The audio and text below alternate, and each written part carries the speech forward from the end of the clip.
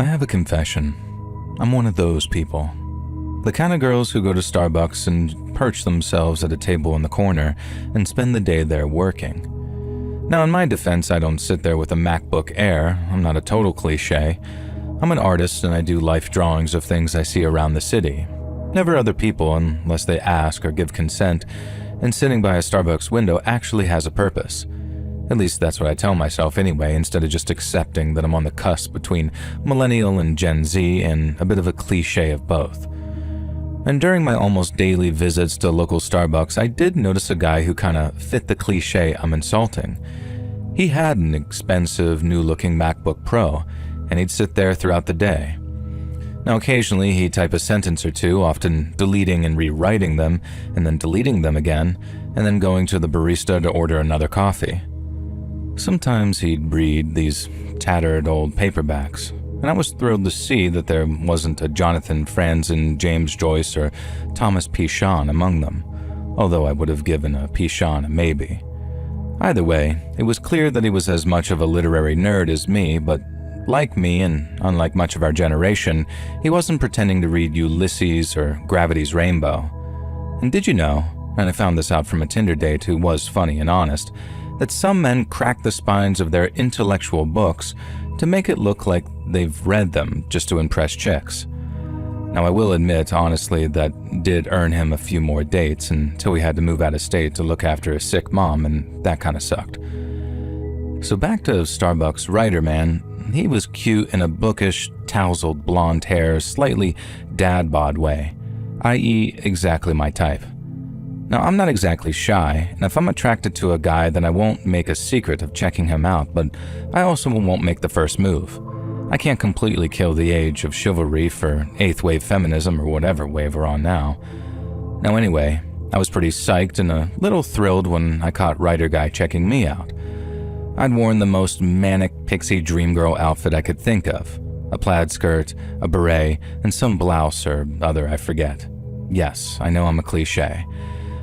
Now wait until you find out that I'm an artist, but I'm a cool artist. I draw comics, nothing for the big two yet, but I have worked on a couple of titles from comic publishers you definitely have heard of. And at the time though, I was still building up my portfolio, so I was mostly doing sketches and perspective practices and poses and things, rather than Spider-Man punching the crap out of the Shocker. Dream panel to draw though. Anyways, writer guy first approached me by casually passing by my table after buying his third latte of the day. He pretended to tie his shoe and asked if I minded him placing the latte on the table. I said go ahead, it was no problem, and he said something about how he wouldn't want to spill his latte on my sketchbook. And then to his credit, he said something like, "I see you're an artist," instead of asking if I was, when he could see full well that I was an artist. And I told him that yeah, I was, and we ended up having an hour-long conversation about comics, still life, perspective, all sorts of things. And it was clear that he didn't know a ton about composition and the various nerdy details I was bringing up. But again, to his credit, he listened and seemed to pay attention without interrupting. When I was done talking, I asked him what kind of writer he was. Now here was where things got a little odd because he was extremely cagey about it.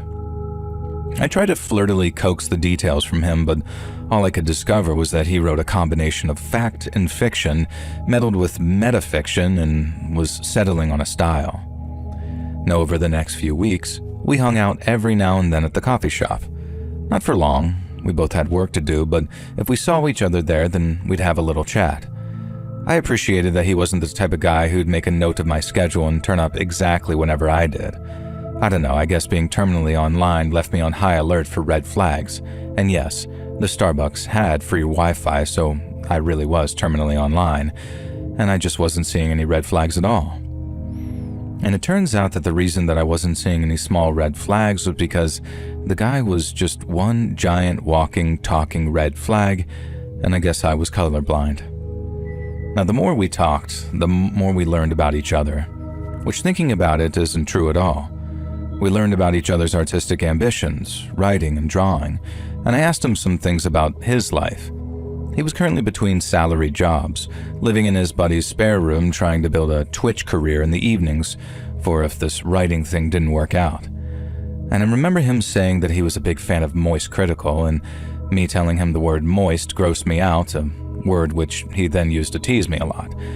And I laughed throughout it, but in retrospect it was kind of weird. Like, yeah bro, my coffee is moist. The towelette is moist. I get it, you're trying to be flirty. And still a cave woman trying to headbutt the cave wall to create a shelf, I was too stupid to see any of the signs. I should add here, for anyone confused about the timelines, this went down in the summer of 2022. Starbucks had long since dropped their mandatory masking policy in most locations, and ours was one of them, thank God. I don't think I could have spent an entire day every day wearing those stupid things. Now, I didn't notice at the time, and looking back, I don't think Writer Guy really asked anything meaningful about me. I mean, there wasn't much to tell, but it would have been nice for him to show some interest in the degree that I'd studied. Surprisingly, nothing to do with art, an interesting story in and of itself, I think.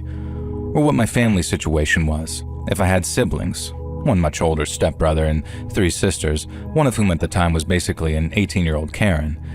And he just showed no interest in my life outside of Starbucks other than my plans as an artist and career aspirations. Mostly he talked about how he wanted to get an agent, wanted to get a publishing deal, wanted to be the next big name in the literary world, etc., etc. Like, a lot, and repetitively. And you know what I decided at the time? I convinced myself that his shallow conversation was because he was building up to ask me out, and he was super awkward and shy about it. Yeah, the dude had no game, and that was pretty obvious, so latching onto the few things that we had in common, then repeating them, it made some sense to me. The dumbest part, at this stage I would have said yes if he just asked me out, and then I would have made sure that he found out more about me and vice versa. It had been a while since I dated, and thanks to the last couple of years, so I blame that for my bad judgment. Eventually I decided that if I was going to get some, I had to act. Even a movie date would do, and second base would be great. Third base would be more than enough, just literally anything.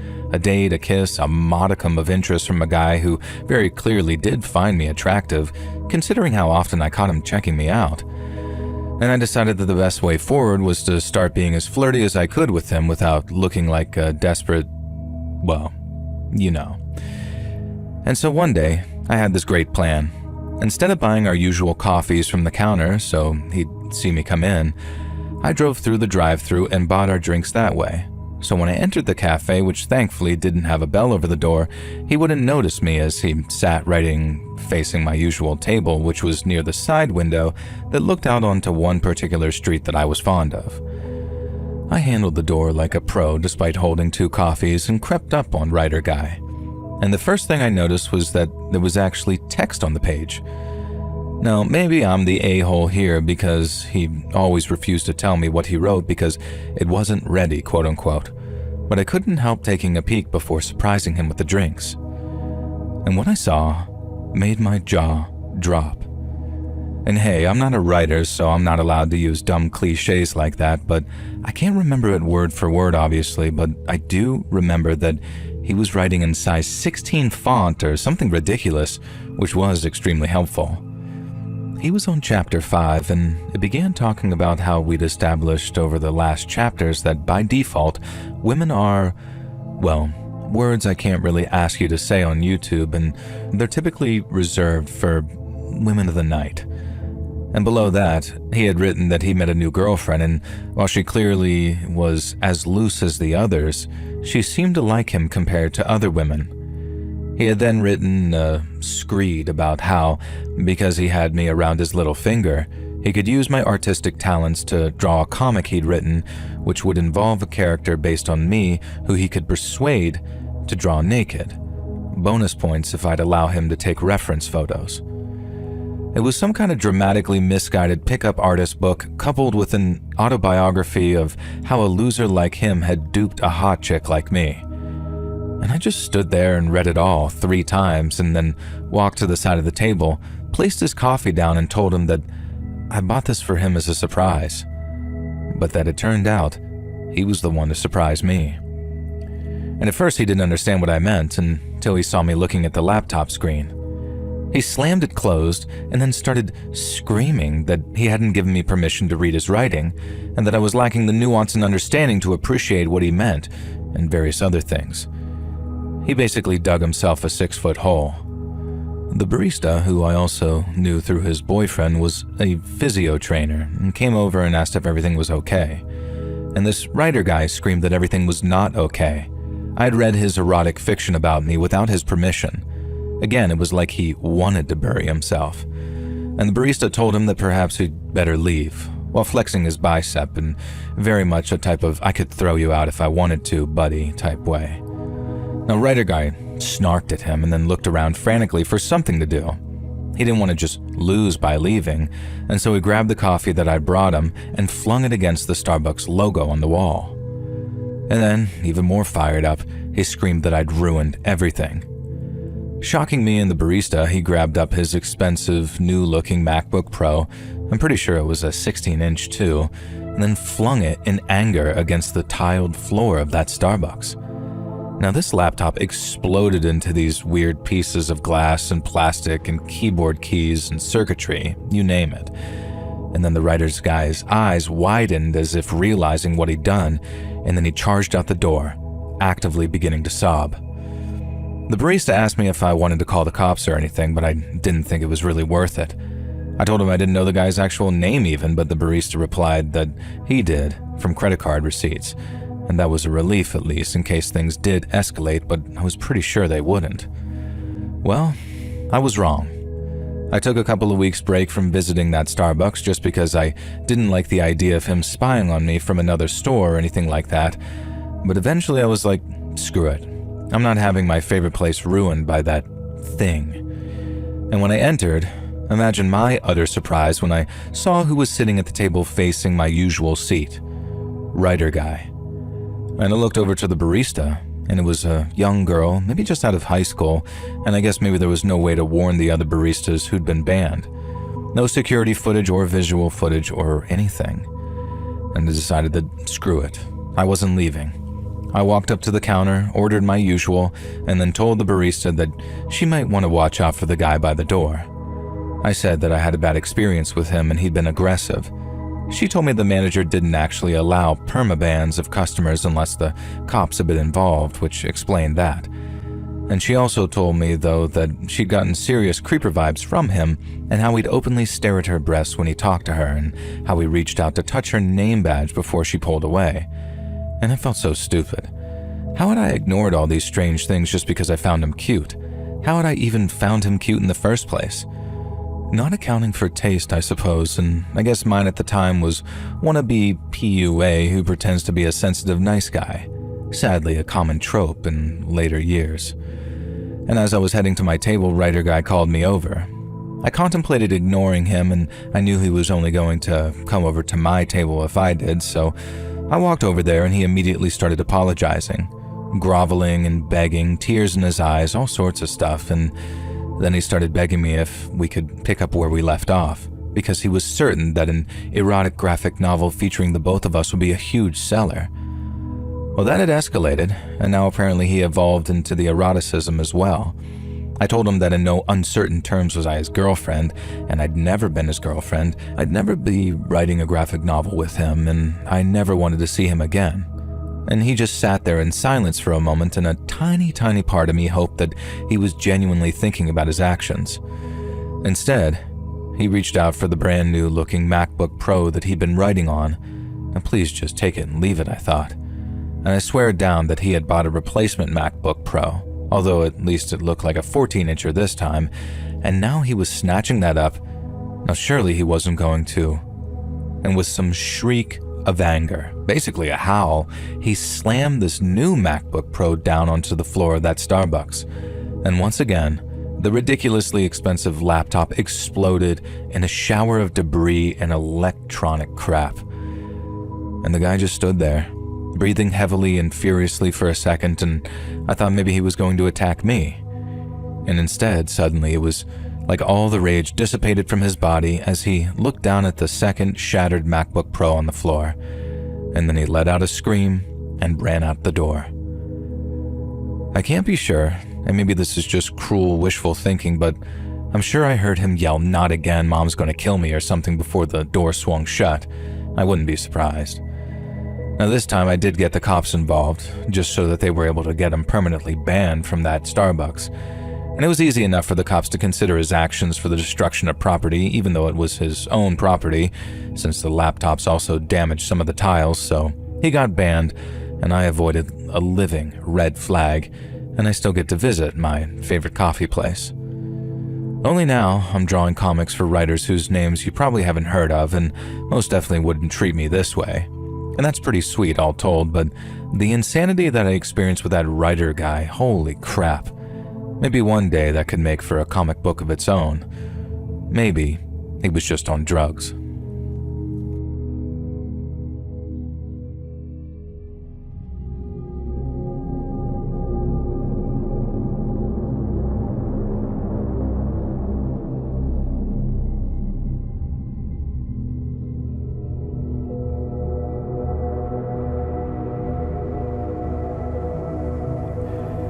It was the summer of 1996. The world was in turmoil, probably, I can't quite remember. It's always in turmoil. And in truth, I can't remember much about 1996 except that I was 22 in my senior year of college, and I was dating someone named Rhea, the absolute hottest chick I have ever been with before or since, apart from my lovely wife, who, of course, makes my ex in question look like some swamp donkey. But honestly, and my wife has given me permission to say this because she knew Rhea too back in those days, this girl was ethereally beautiful, delicate, elven features, strawberry blonde hair that caught the red in the afternoons and the blonde in the morning. She was stunning when I woke up next to her, even if after our first few nights together she'd jokingly freak out that I saw her without makeup. And she was the kind of girl who applied it in a way that the average dude would say that she didn't wear makeup at all. If I hadn't seen her spend an hour at the mirror painstakingly contouring her face in the most subtle manner, I would have thought that her beauty was entirely natural, and of course it was. She just amplified it in these gentle ways. And to call her a goddess feels wrong because she wasn't some kind of all-powerful being who commanded men and dominated a room. She was more like the most beautiful specter you've ever seen, or a fairy made human. At least, all of this was how she looked. As a person, she was kind of, let's just say, neurotic. She had specific things that she'd focus on. She wasn't autistic or anything like that, she just had weird things that she'd focus on. For example, if she wore a short skirt when we went out, she'd regularly ask me if she was accidentally flashing people. If I said no, it was just hanging just fine, then she'd just shrug and drop it. If I said that it was a bit windy so people might have seen a brief glimpse of the side of her underwear, she'd just shrug and drop it. She'd regularly ask me how many beers we had in the fridge, and if we had less than 4, she'd make me go on a grocery run to top it off to at least 6. And she didn't even drink beer. She collected CDs, but I don't think that I'd ever heard her listen to anything but the radio. Just these weird little quirks that for various reasons I'm pretty sure that she did deliberately because she was trying to be cute. It was the era of the quirky girl, and she'd often say things like, "I was born in the wrong era." But when I asked her what era she should have been born in, she'd think about it and then say, "This one, I guess." Now, I'm making her sound nuts, but this really was about 2% of her behavior. For the most part, we had a normal, healthy relationship. She liked going out for drinks and hanging with my friends, and she had one best friend who was also kinda hot, and while she was very friendly towards me, at the time I was convinced that she had a thing for Rhea. And my friends, who were all just regular guys around our age, were naturally kinda jealous that I'd hooked up with this elven princess. I was kind of the leader of that gang though, and I worked out a lot, and I think they all knew that I probably would have knocked them the F out if I'd caught them hitting on Rhea. And of course, her hot friend Cedar, yeah, apparently that's her real name, claimed to be married to a Russian in prison for murder. And she seemed to take great delight in shutting my friends down if they so much as put their arm around her. And plot twist, because it's not a very interesting way to end the story, Cedar was not in fact married to a Russian murderer, and that was just some crap Rhea made up, and Cedar is now my beautiful wife with whom I have 2 beautiful children. Now anyway, with all that out of the way, back to Rhea's other main obsession, and this one did impact our relationship a decent amount. Rhea was absolutely obsessed with the idea of making money in the most unusual ways. She didn't want to get rich. She didn't care how much money she had. She just wanted to find money-making schemes that would get people talking. We were both fairly well off, thanks to some inheritance and kind parents respectively, so it's not like she needed to focus on anything but grad school. And we were both studying various STEM subjects, and realistically it was a complete waste of time for either of us to go looking for work. But that wasn't what it was about for Rhea. She wanted to get paid, any kind of amount, for something unusual, and it was the strangest quirk I've maybe ever seen in a person. Now, for examples, she charged a local grocery store owner $10 to paint a huge, beautiful mural on the side of her store that pointed into the yard. And the creation of the mural and hiring a few people to help meant that she ended up at a loss of $190. She didn't care.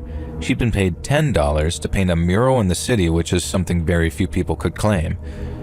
Another example, and okay, this one was kind of cool and I was a little jealous that she landed that job and I didn't. She spent one Halloween working as a murderous clown schoolgirl in a haunted house, where her sole job was to jump out, yell boo, giggle, and then run away. She took the job for $3 an hour and worked 10 hours a day for a week, and to her, that was a win. Finally, she hit me with the craziest idea yet. So, a week prior, we'd watched the movie Forrest Gump. She began the conversation by sort of coyly asking if I remember the movie well, which obviously I did. It was the previous week. And I told her yes, and she replied saying the movie had given her an ideal money-making idea. I was expecting her to suggest some kind of walking initiative where people donated to her, or probably me, trailing behind, holding the donation bucket until she got bored. No, I couldn't have been more wrong. She asked me if I remember the scene where Jenny, Forrest's one true love, plays guitar in the club. Now, I did remember it because it was kind of notable, obviously, and if you haven't seen the movie, she performs naked, and her nudity is covered up by the guitar. And so this was Rhea's plan. She was going to pitch the idea to small, artsy bars and clubs that she played raw acoustic songs, well, raw and naked. And this is someone who wouldn't wear a bikini to the beach and was only really comfortable showing off her legs, and certainly nothing above the waist or definitely between it. And even with me, she wasn't exactly the type to just stroll around the apartment nude, and after bedroom activities she almost scrambled to pull a robe on or something. And here she was, wanting to basically perform guitar pieces naked in front of a bunch of artsy strangers. And I tried to explain to her that it wasn't like the movie. They used clever cuts and camera angles to avoid the fact that Jenny could have almost certainly been seen totally naked by a number of patrons, not to mention the backstage people, etc. And Rhea told me that no, she was confident she could manage to pull it off without actually revealing her body to anyone.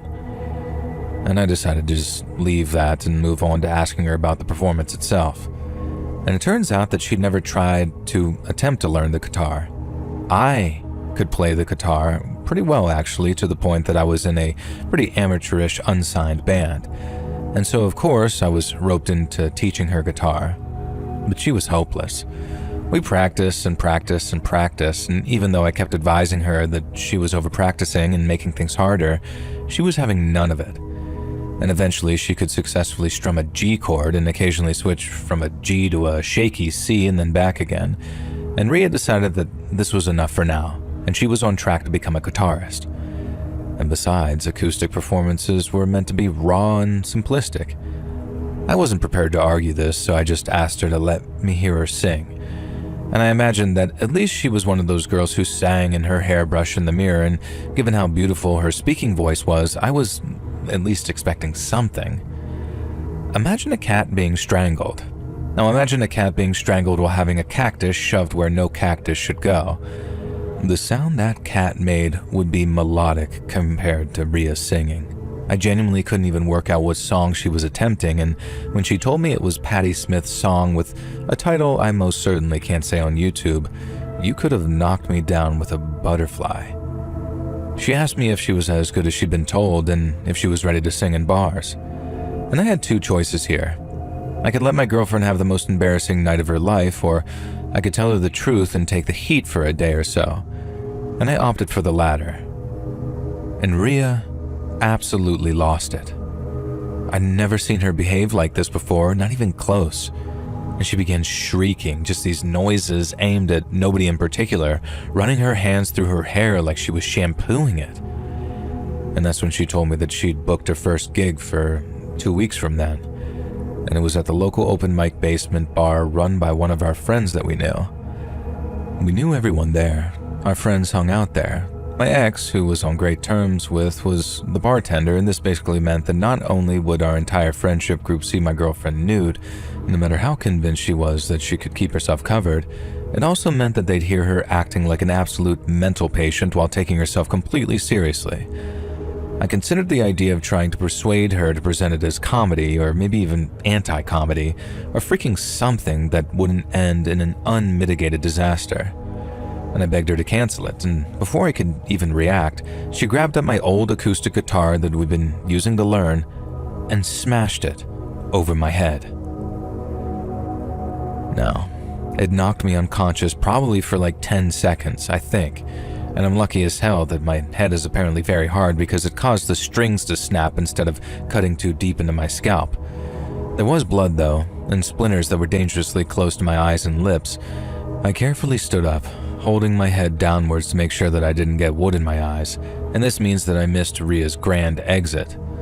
And all I could hear was, "I'm leaving forever," and the door slamming behind her. Now, of course, she didn't leave forever. She had to awkwardly return a few days later to get some things, which took up about half the apartment. She tried apologizing to me, but it was the kind of apology where she clearly just wanted me to see her side. And along with that, she'd smashed my old acoustic guitar over my freaking head. That instrument had been inherited from my grandfather and had survived a number of middle school, high school, and college parties and bonfires. Don't worry though, I never played Wonderwall or Stairway. Now anyways, I essentially threw Ria out and then time passed on. I had to visit the bar on the night of her supposed first performance just so I could try and stop it, but thankfully she wasn't there. Her friend, as you know, my now wife, Cedar, was there though, and it turns out we were both there to prevent Ria from making a complete nude ass of herself, pun intended. Cedar and I drew closer over time, and I soon discovered that there was a side to Ria that I'd never seen. Apparently, she'd been known as a queen bee mean girl in high school and had only befriended Cedar in college after Cedar had lost a bunch of weight and gotten hot. And some of the old stories that she told me about Ria from high school were just downright deranged. For example, she performed a solo dance routine at the school talent show, changing her song and choreography at the last minute and then screaming at the audience when they didn't give her a standing ovation. She'd decide that certain girls, and even a few of the more docile boys, had slighted her in some way, so she'd go out of her way to sabotage them and get them into trouble while remaining sneaky clean. And when I asked Cedar why she'd become friends with Ria and why she'd never warned any of us, she became quiet and introspective. Eventually, she admitted to me that she was a pretty devout Christian, and she believed in forgiveness and allowing people to change, and that Ria had completely managed to convince her during college that she was a much better person. I couldn't blame her. I haven't even suspected this side of her. And shortly after, Cedar and I began dating, and as usual, we hung out with our friend group at that bar. It was open mic night, and who should take the stage but Ria, clutching a tiny pink ukulele. Now, I was deeply, deeply relieved to find that she was fully clothed instead of trying to cover all of her most intimate bits with a tiny uke. And what followed was somehow even worse than the guitar performances. And by the end, even some of our friends were screaming to get off the stage and never come back. Cedar and I decided to sneak out the back door. Unfortunately, I froze when I heard Ria scream my name, and she began screaming that I was the guy who sabotaged her music career. She claimed that I'd somehow made her bad at playing guitar, and she insisted that I tried to persuade her to perform nude, and what a creep this made me. And of course, most of my friends knew at least part of the story and knew it was all nonsense. And I just turned to leave, but Cedar shouted out for me to watch out. Ria had hurled her little pink ukulele neck over head straight towards me, almost like a throwing axe. Now, thankfully, I was able to dodge the uke, which shattered into some pieces in one of the concrete pillars that held up the bar. I could see the fury in her eyes, though, and I knew it wasn't over. This time she grabbed a beer glass that was almost full, much to the anger of the guy who'd been about to take a sip from it, and she flung it, but of course she had no hope of hitting me from that distance. Now that didn't stop our little military buddy Sid from stepping in the way of that glass anyways though, and unfortunately it did hit him and shattered right into his face. I'd never seen anything like it. There were shards of glass everywhere, and some of them were even sticking out of Sid's cheek. One thin shard was pierced almost through his nose, and a sliver had gone right through his lip. Now, worse was the long, bloody piece that was a fraction of an inch below his eye socket. And you know what the goddamn legend did? He turned to me, he grinned, causing more blood to pour from his face, and said, "Told you I'd take a bullet for you one day." Now, thankfully, Sid didn't need any convincing. He just obviously pressed charges against Rhea, who quite clearly either had some kind of mental illness or severe anger management issues. And even though I don't quite agree, the courts ruled that she was perfectly sane to stand trial, and she spent 6 months in prison, 2 years on probation, and some fairly lengthy stint of anger management therapy when she came out. Naturally, Cedar and I also took a restraining order out against her, which was granted. No, I have no idea what's become of Rhea now, and I'm not sure I want to know.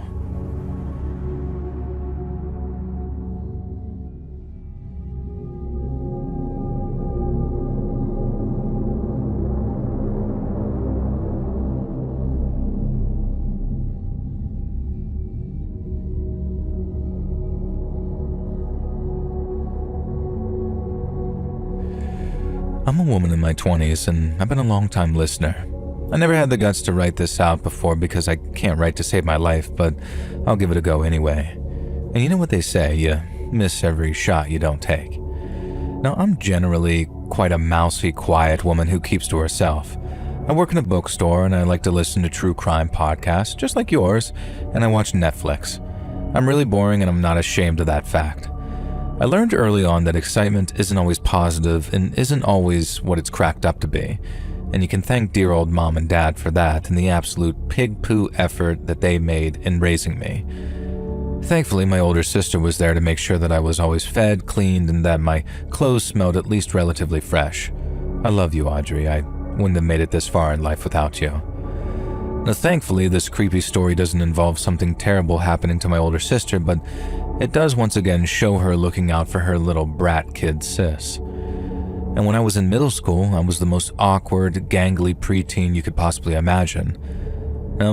Actually a pretty short queen, but as I was growing up, my body felt like it was all arms and legs and elbows and knees. And my hair was a constant curly mess that I regularly burned with straighteners until Odd showed me how to actually use them. And oh yeah, I had braces and a retainer, and in high school, guess what? Acne. And it might seem like I'm being harsh on myself, but I was the ugly duckling. I'm actually pretty happy with how I look now, so I guess the years of suffering were worth it. There is a reason for this rambling, though. I'm sorry. During our first semester of our last year at middle school, one of the coolest boys in my year asked me out. Now, looking back, he was a complete try-hard emo, but he smoked behind the gym, and he wore a black trench coat, and he said the F word in front of the teachers. He was a rebel, and he told me that he wanted to be my boyfriend. At first, I said no because I thought that it had to be a prank. And it soon became clear that it wasn't though, and for 6 months, I dated the guy who I thought was the most badass guy in our year. And I'm pretty sure people laughed at him behind his back and to his face, but he always hid that from me, and I never stopped thinking that he was the coolest guy since the Fonz himself.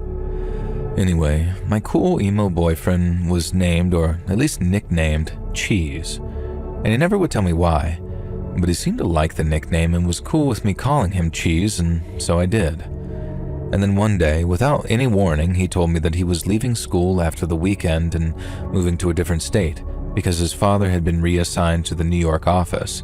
I think he was a lawyer or a hedge manager or something like that. I thought Cheese was joking. He had a habit of teasing me with things like we are breaking up or so-and-so is dead, and he'd just seen the principal and our teacher doing it in the closet, and a baby popped out and looked at him, and that was a Simpsons joke, so I always remember that one. Turns out he wasn't kidding, and he simply never showed up to school on Monday. Didn't leave me some forwarding address, didn't call me, just completely ghosted me. Maybe that was the prank. Maybe he'd always known that he'd be leaving then. Jump forward 13 years. I'm sitting in my local coffee shop making use of their Wi-Fi when I get a Facebook friend request. Now it's from someone called Nathan Lester, and his profile picture is just some anime ninja. Now anyway, I didn't deny the friend request. I never got friend requests really, but I didn't accept it either. And when I clicked on his profile, I saw that we had 3 mutual friends, all from middle school, and a message request pinged, so I accepted it. Hi, it's Cheese from middle school. And that's when I realized Nathan Lester, Red Lester, is a kind of cheese especially popular over in the UK. That's probably how he'd gotten that nickname. We chatted on Facebook for a few days, and he was kind of very talky, reminiscing on old times that I'd barely even thought about or even remembered. And it worried me a little, but maybe he was just excited to reconnect with an old friend. Now, he had moved around the country due to his father's job after all, and I accepted his friend request and saw that he was a self-employed freelancer who'd graduated college. And despite feeling like a stalker, I went through all of his photos, which I couldn't find a single one of him. They were all animated characters, mostly anime, and a bunch of pictures of cats, which was adorable. And eventually he asked me if I wanted to meet him in a public place to catch up. And the fact that he specified a public place really put me, I guess, at ease. Some guys will wait for girls to suggest that just in case they can get us back to their apartments for a one-night stand. I suggested my local coffee shop, and to my surprise, he said that he was a regular too. I'd never seen him there, but I visited in the mornings. Maybe he was an afternoon guy. And when I showed up, I was the only customer in the cafe. I said hi to the employees, who I was vaguely friends with, and sat down. Now, I'm really going to try and be mean in the next part, but facts are facts. As I was drinking my coffee and reading my book, a short, portly man in cargo shorts and a t-shirt with holes in it sat down opposite me. I told him, as politely as I could, that I was waiting for someone, and he said something like, "Wait no more. Cheese is here." Well, darn. This was him. And when I spoke, I could see that most of his teeth looked disgusting. His skin was terribly unwashed and greasy, and he was balding in the way that had given himself a comb-over in this sort of monk's hairstyle. And there's absolutely nothing wrong with being bald. Most women actually find it pretty attractive, so if you do start losing your hair early, my advice is to not make yourself look like a serial killer. And we haven't even begun talking when Cheese told me that he needed a huge favor, and could I loan him $500 to pay off a credit card. He said that he'd be able to get me the money back in 6 months to a year. I told him I didn't remotely have the kind of money to lend him. Now, this wasn't entirely true, but profusely apologized, and deep down, I was pretty furious though. I gave him the benefit of the doubt because he started talking about our times in middle school like they were the best years of his life. And then it kind of made me sad when I realized that this might actually be true. Unfortunately, he ruined that when he kept referring to our meetup as a date, and then he told me that he'd never met another girl like me, and in fact, he'd never dated anyone since our little tryst in middle school.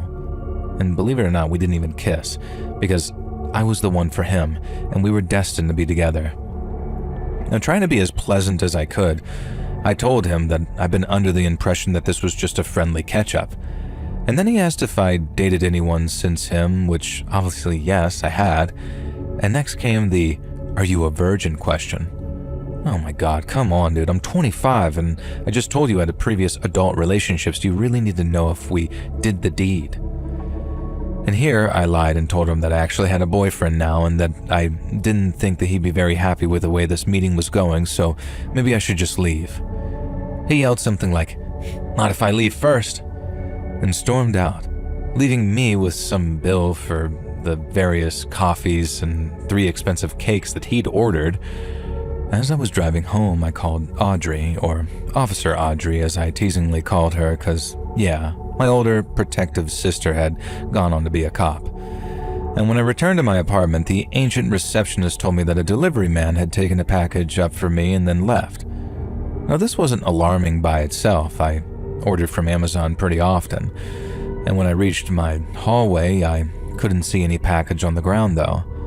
But what I did see was a replica ninja throwing star there and a dent in the door where someone had clearly tried and failed to stab it into the door as some type of threat. Instead, stuck next to the groove with a little sticky tack was a note that read, "I'll see you again." Of course, Officer Audrey absolutely refused to let me stay alone. She was currently living with her boyfriend, who I was pretty friendly with, so I assumed that I'd just sleep on the couch over there for a while. Audrey surprised me, though, by saying that she was coming to stay at my apartment. That way, if Cheese did try anything, then Big Sister Cop would be waiting for him. Now, after a few nights of Audrey sleeping at my place, we heard a banging on the door.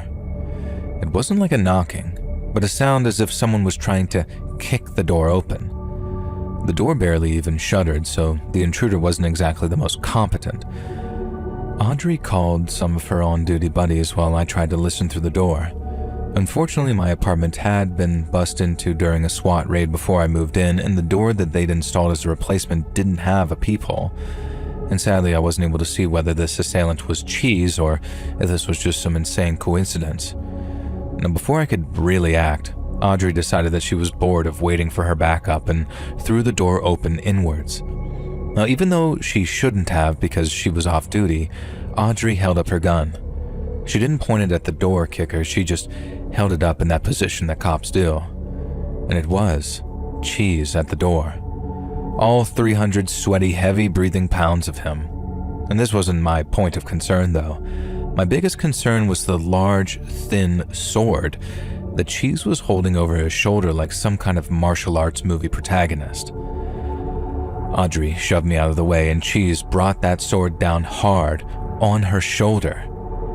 It cut into her flesh, but just the flesh, as this sword was clearly just some replica that Cheese had sharpened, and it wasn't a good replica either because it shattered into pieces as it caused the flesh wound on Aubrey's left shoulder.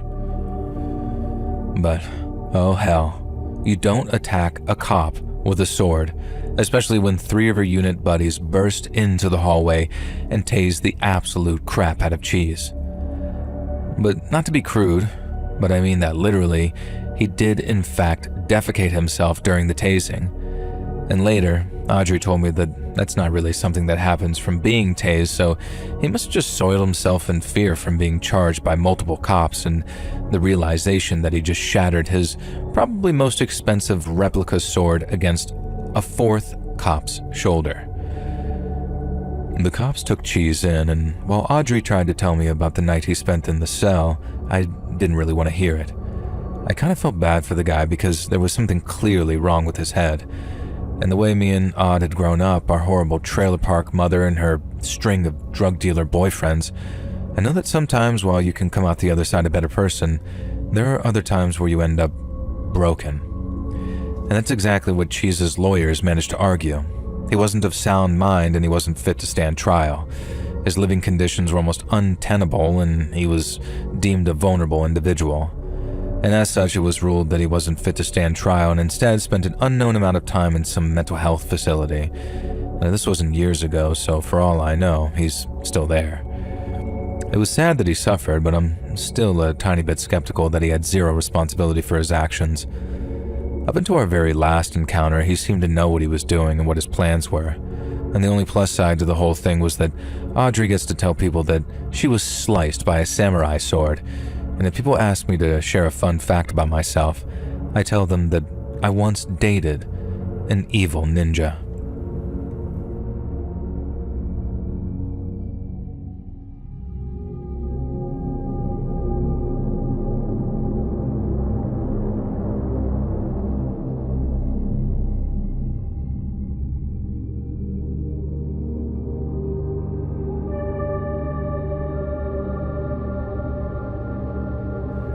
I'm 44 now, and this all went down exactly 10 years ago. And as much as I adore my son, I did think that I was kind of resigned to a life as a single father. Now listeners, please don't crucify me, but in my experience, it's very hard for a single dad with a young male child to find a long-term partner. Maybe there's some scientific reason for this, or maybe I just get really unlucky. And I had it clear and visible on my profile that I had a wonderful 5-year-old son, and Whenever I'd swipe right, they'd never swipe right back. Just for those worrying, he 100% knows that I don't blame him for this and never did. We've always been best friends, and he's an extremely smart kid. And on the rare occasions I did get a date, she almost always claimed that she didn't notice the sections where I had a son. Other times you could tell that she was gauging whether I'm hot enough to warrant raising somebody else's kid. No, was the answer apparently. Eventually, I gave up on dating apps and stopped bothering to look for a date at all. As it turns out, my son was staying with his grandparents one weekend, so me and my buddy Jesse decided to go bar hopping on a Friday night. Nothing crazy. We were 30-something-year-old men after all, and we certainly weren't going to hang out in clubs where the next oldest person was 22. But there's a surprisingly large amount of nightlife for the 30 to 40-year-olds in Chicago, and we found ourselves having a lot of fun, more than we'd expected. Now, eventually I met a woman who said that she was 28 and looked it too, and actually was. Sometimes people lie about their ages in places like this, but why bother? We all look and act our age, even if some age differently than others. Now, we ended up getting a little bit drunk and taking a taxi home. I was a gentleman and offered her my bed while I slept on the couch. Main rule, no drunken sex with someone I'm not married to. And the next day, we both woke up with hangovers and spent the whole day together. And I won't bore you with the details of our courtship, let's just jump to the important stuff. And the woman's name was Sheila. She'd moved in and served as the sort of surrogate mother to my son. And at first, everything was fine. She'd watch him sometimes, help with his homework, do a small share of chores that I used to do as a single dad. And eventually, though, she stopped doing really any of that. She wasn't looking for a job, and I was pretty much paying for everything. And she persuaded me to take a credit card out for us, which, against my better judgment, I did, not even questioning why she wasn't eligible herself. And I guess I was just, I don't know. She was in her 20s, attractive, I was in my 30s. She had a good relationship with my boy, and our intimate life was incredible. Who cared if she left a dish or plate or two lying around the house? It did start to grind me down, though, and when Christmas came, I realized that I'd have to borrow some money from my parents in order to be able to fully afford the item that my son wanted. I forgot what it was now, but we'll just pretend it's something really cool. It was mid-November when she broke the final straw. I came home to hear her yelling at my son that he was lazy and stupid for getting a B in English. I discussed with her multiple times that I had issues with his English teacher and her teaching methods, and that my son wasn't to be punished for a less than perfect grade in a subject. And yet here she was, yelling at him, telling him that Santa would be spending his money on Christmas presents for her instead. And then she threatened to smack his butt when he responded with, "You're not my mom." Now, if there's one thing I don't stand for is corporal punishment and threats of violence against my kid. And I stormed in and told Sheila to just leave. Now, she looked at me like she'd just come out of a trance, and then, much to my surprise, she agreed. She said it was for the best. She just asked if she could have until the weekend to pack all of her stuff together, which seemed reasonable. She'd fully moved in, so she had to fully move out as well. And that afternoon I was working in my office, and I've been able to do more remote work since Sheila, but I typically work from home so I could parent the boy. And I heard the front door opening, some muffled voices and shuffling, and then the door slamming shut.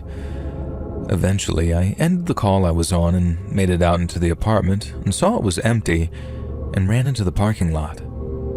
I could see Sheila speeding up in her beat-up junker, and I could see my kid looking through the back window, tears streaming down his face. Immediately, I had to develop a plan. I'd get into my own car, chase Sheila, and drive erratically so the cops pulled me over and I could quickly tell them the situation. I knew I'd have to be careful because this wasn't exactly the quiet part of inner Chicago, and I didn't want to save my son but send some poor baby in a stroller to fly across the street in a deadly impact. And so I think my erratic driving, especially given my profession, more on that later, was more like slight misdemeanors than anything else. I followed Sheila around various corners, swerving around parked cars, speeding, trying to be as safe as possible. And the frustrating thing is, I caught sight of some cop cars a block over, but they didn't seem interested in me. I drove up, following Sheila, and saw the two cop cars and a van had her trapped in a street with another cop car blocking her from reversing. When I saw a female cop hugging my son, I dived out of the car and ran to him. He yelled "Daddy" in these excited tears, so the cops immediately knew to let me through. It turns out that 2 Chicago PD officers had both clocked me driving erratically and actually knew me. Now, I'm a stay-at-home prosecutor, so I'm not some stranger to a handful of cops. This pair knew that something had to be wrong, so they put a call out for any vehicle that a car with my registration might be pursuing, explaining that I was a junior prosecutor. A helicopter patrol easily identified Sheila's car as being the one that I was following, and they also ran a check and saw that she had multiple outstanding parking tickets in Chicago and a warrant in Iowa that they weren't willing to disclose. Later, I tried accessing her fine, but they'd restricted my access, but fair enough. Now, reunited with my son, I'd never been more happy or more scared. I realized then that losing him would be the most upsetting, devastating thing in my life. He just yelled, "Don't be lame, Dad," from the other side of the room, so I know I'm parenting right. And Sheila was charged with child endangerment and a series of other minor misdemeanors. Obviously, I wasn't allowed to serve as a prosecutor on the case for obvious reasons, but I wish I had. Her lawyers had managed to argue Sheila's way out of a kidnapping charge, and I'm still not happy about that. When she's released, though, she's being sent to Iowa to face whatever mysterious warrant she has waiting for her there. Like I said, I'm 44 now and I haven't dated since Sheila, and frankly, I don't want to. I have family and friends, and nobody could replace my boy's mom anyway, even though he sadly never got to know her as she passed during childbirth. Angela, I love you, and I'm certain that you're up in heaven and you helped keep our son safe that day. I know you'd want me to be happy too, whether that meant I dated again or not, but right now, I have everything in the world I could ask for.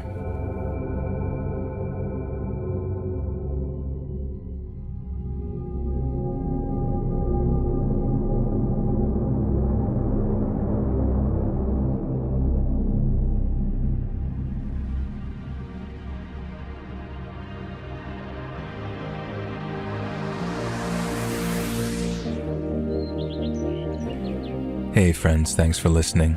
Click that notification bell to be alerted of all future narrations. I release new videos every Monday and Thursday at 9 p.m. EST, and there are super fun live streams on Sundays and Wednesday nights. If you got a story, be sure to submit them over at my email, letsreadsubmissions@gmail.com, and you might even hear your story featured on the next video. And if you want to support me even more, grab early access to all future narrations and bonus content over on Patreon, or click that big join button to hear about the extra perks for members of the channel. And check out the Let's Read podcast, where you can hear all of these stories in big compilations located anywhere you listen to podcasts. I also have a true crime channel called Saturn Soul, and all links are in the description below. Thanks so much, friends, and remember, back to the lobby with you.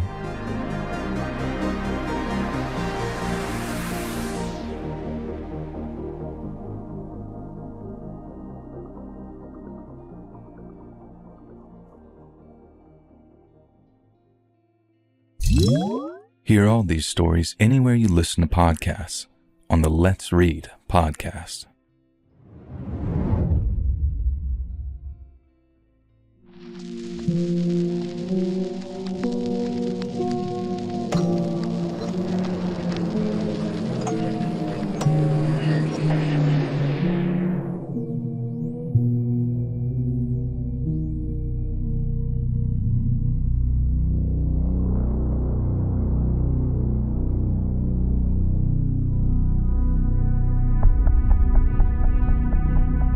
What I'm about to tell you is probably the single craziest thing that's ever happened to me. If there was one event from my life that I think transcends just being a personal experience and would make a good movie or short film or something, it's this. So, back in 2012, I used to work at a card shop here in Pittsburgh. We weren't like a greetings card store though.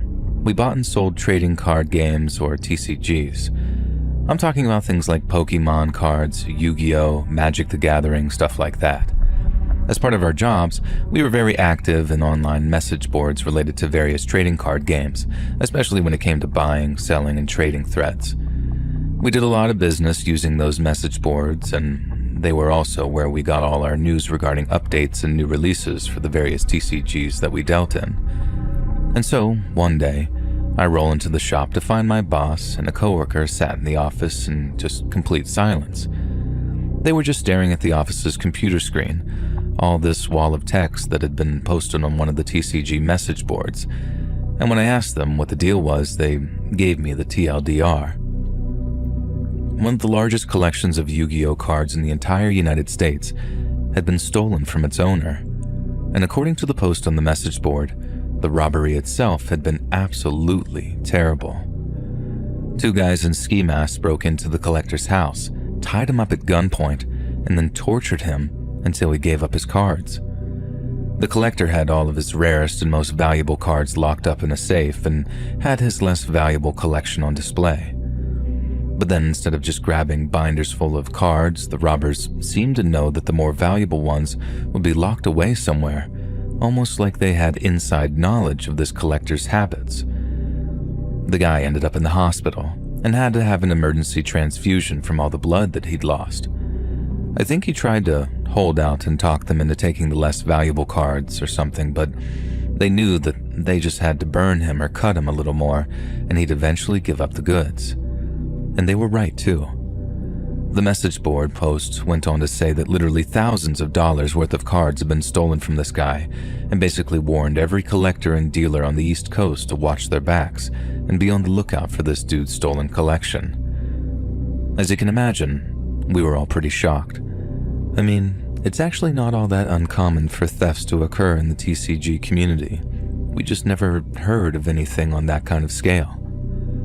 To have targeted a big collector like that, in a way that suggested some pretty in-depth planning, and that was spooky all on its own. But then to have tortured them, it was very chilling, and not nearly as chilling as the following day when we had a very unusual-looking visitor stop by our store. I wasn't actually working that shift, but my boss told me the story later. It was a weekday afternoon, so the store was basically empty aside from one of our regulars, when a very unusual-looking customer stopped by. Speaking of regulars, we made most of our money from a very small core group of customers. Occasionally, some random kid and a parent would stop by to take a look at some starter decks from Pokemon or Yu-Gi-Oh! And if it was a first-time visit for most other folks, they usually fit one of several nerdy archetypes. But the day after we heard about the collector getting robbed, the person who walked into our shop did not have the look of your average TCG enthusiast. My boss said the guy looked like he was a mechanic or something. I saw the security camera footage myself and he pretty much nailed it. From what I could tell, the guy had dirty overalls on with a pair of sunglasses covering his eyes and he had short reddish-brown hair. The guy walks up to the counter holding nothing but a thin plastic bag, puts it on the counter and tells my boss that he's got some cards to sell. My boss is a savvy guy, so instead of asking him anything too direct, he asked the overalls guy how long he's been collecting, as a form of non-confrontational information gathering. The guy replied that he wasn't a collector, and that he'd inherited the cards from his brother following his untimely passing. My boss shares his condolences, and then the guy adds that he was trying to get some cash together to pay for his brother's funeral, so he figured that he'd stop by to see if the cards were worth anything. My boss promises to pay him a fair price for anything we could flip and then opens up the bag to check out what the guy had brought in. My boss said the second he opened the bag, his jaw dropped. Inside were a mix of extremely rare Yu-Gi-Oh cards, protected by a mixture of soft sleeves and hard plastic top loaders. There was a Cyberstein card, a Dark Paladin card, 2 Black Luster Soldiers, and a Chaos Emperor Dragon, just to name a few. And these constituted some of the rarest cards on the market at the time. But strewn among them, my boss starts spotting the likes of a High Priestess of Prophecy card, a number 11 Big Eye, and a Spellbook of Judgment. These were cards that had only been released just months before, and not all in the same set, meaning someone had gone to great lengths and potentially spent a lot of money to be able to secure them all so fast. My boss then started thinking how the guy's dead brother must have been a pretty serious collector. So in the most polite and respectful way possible, he asked the guy what his brother's name was, since he might have been one of our regulars while he was still with us. The guy dropped a name my boss didn't recognize and then mentioned something about how he wasn't from the area. And that is when my boss starts to realize something.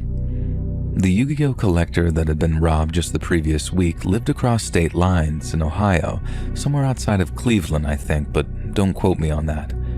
Anyways, my boss starts thinking, if he robs some Yu-Gi-Oh collector, the smart thing to do would be to drive across state lines to stay one step ahead of law enforcement. He then starts to realize that a lot of the cards the guy had brought in that day were the exact same kind that had been stolen from the collector, particularly cards like Madolche Queen Tiramisu. Then slowly but surely he figures out that the story about this guy's brother suddenly passing away was just that, a story. My boss, being the guy that he was, lowers his voice and then tells the mechanic-looking dude something like, "Look, I'm gonna be honest with you, buddy. These cards are worth a heck of a lot of money. A lot more than what we got in store right now, but if you give me until Friday, I can scrape together $5,000 in exchange for every card in that bag. Does that sound like a fair deal?" And the guy smiles, nods his head, and then my boss asks for a name and cell number just in case he needed to contact him. The guy says his name was Ricky, and then gave him some excuse about how he was between cell phones or whatever, but that he'd 100% stop by Friday afternoon to make the sale if we were still down.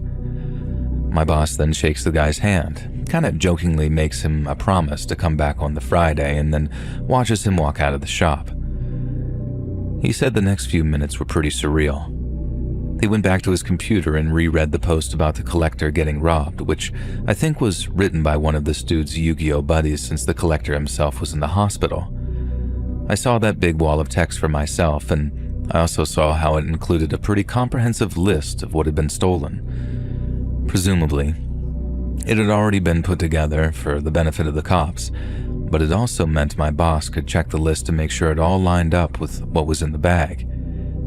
Every card that was in that bag was also on the list of stolen from the collector. Every single one. So what does my boss do? He calls the cops. The officer he spoke to knew nothing about the robbery over in Ohio, so the first thing my boss does is fill him in on the whole backstory. The officer makes sure to get a description of the mechanic-looking guy and asks a few other routine questions, but then my boss informs him of the whole come back on Friday thing. He said there was a pause on the line before the cop asked him in what sounded like disbelief, "You arranged for this guy to return to the store?" Which he had, with a promise of $5,000. The officer then tells my boss that he has to make a few phone calls, but that he'd be in touch by the following morning at the very latest. But then, a few hours later, the cop calls back to tell our boss that he was about to receive a phone call from two major crimes detectives who had just been in touch with their counterparts over in Ohio.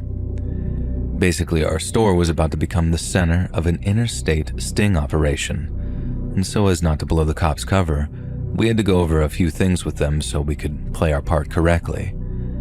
And it was also around about that time that I learned that I'd be working the day of the sting. And so finally, on the Friday morning, I show up to work to find two random kids sitting in the manager's office. And I do mean two random kids, too. They looked to be high school seniors at the most, but the second I asked who they were, they each flashed me a shiny badge that read State Police. And both cops were in their 20s, and thanks to a fresh shave and some loose hoodies, and a few very real late-stage pimples, they looked like the kind of guys that belonged in a TCG store. And before we opened, we went over a few final details, and essentially we were to simply go about our regular duties, and if the suspect showed up, we were to make the sale as planned. Under no circumstances were we to try to get involved in any shape or form, and when the cops made their move, we were to retreat back into the store until it was safe to come out again. No citizens' arrests, no heroics whatsoever. And that was fine by us. I mean, the dude had already tortured someone half to death and, as the cops explained, probably had someone waiting for him in a getaway car since it was two suspects that committed the torture/home invasion, not just one. Anyway, The whole morning, the cops were basically hanging out across the street from the store, then right around the early afternoon, they came into the store to start doing their thing, which was basically acting like a pair of very indecisive customers. They stayed for a few hours too. The suspect didn't show up until around 3:30, so they were pacing back and forth, just hanging out, talking to us about our jobs and the card games and stuff like that. We closed at 5:30, so by the time 3:30 rolled around, we were starting to wonder if the guy was going to show at all. And then out of the blue, in walks the suspect, dressed in those same dirty overalls, wearing the same pair of shades. It got real tense for a few minutes as my boss looked through the cards, then when he was done, he essentially gave the two undercovers the go-ahead. I was already stood back near the office trying to look inconspicuous when my boss said, "Hey, thanks for bringing these in, buddy. Let me head back to the office there and get you your cash." Then, right as we're walking into the office, intent on closing and locking the door behind us, we just heard, "State Police, let me see your hands." We watched the security camera monitors in the office as the two baby-faced cops approached the suspect with their guns drawn. He didn't even try to escape or put up a fight. He did exactly as he was told, got on his knees, and then they put him on the ground and put the cuffs on him. It was a huge relief for us because we'd very briefly discussed the possibility of a shootout happening, in which case we'd just have to hit the deck in the office and pray nothing went through a wall. But the arrest itself was actually kind of quick and boring. The guy just did as they said, and I guess because he was so stunned that he'd been bamboozled like that, he just saw these two nerds when he walked in, and then the next, they're yelling at him with guns drawn, saying that they'll shoot him if he even dares to fart. I guess if it were made into a movie, that scene might be a little bit more intense, but like I said, we were super relieved that the situation remained relatively calm.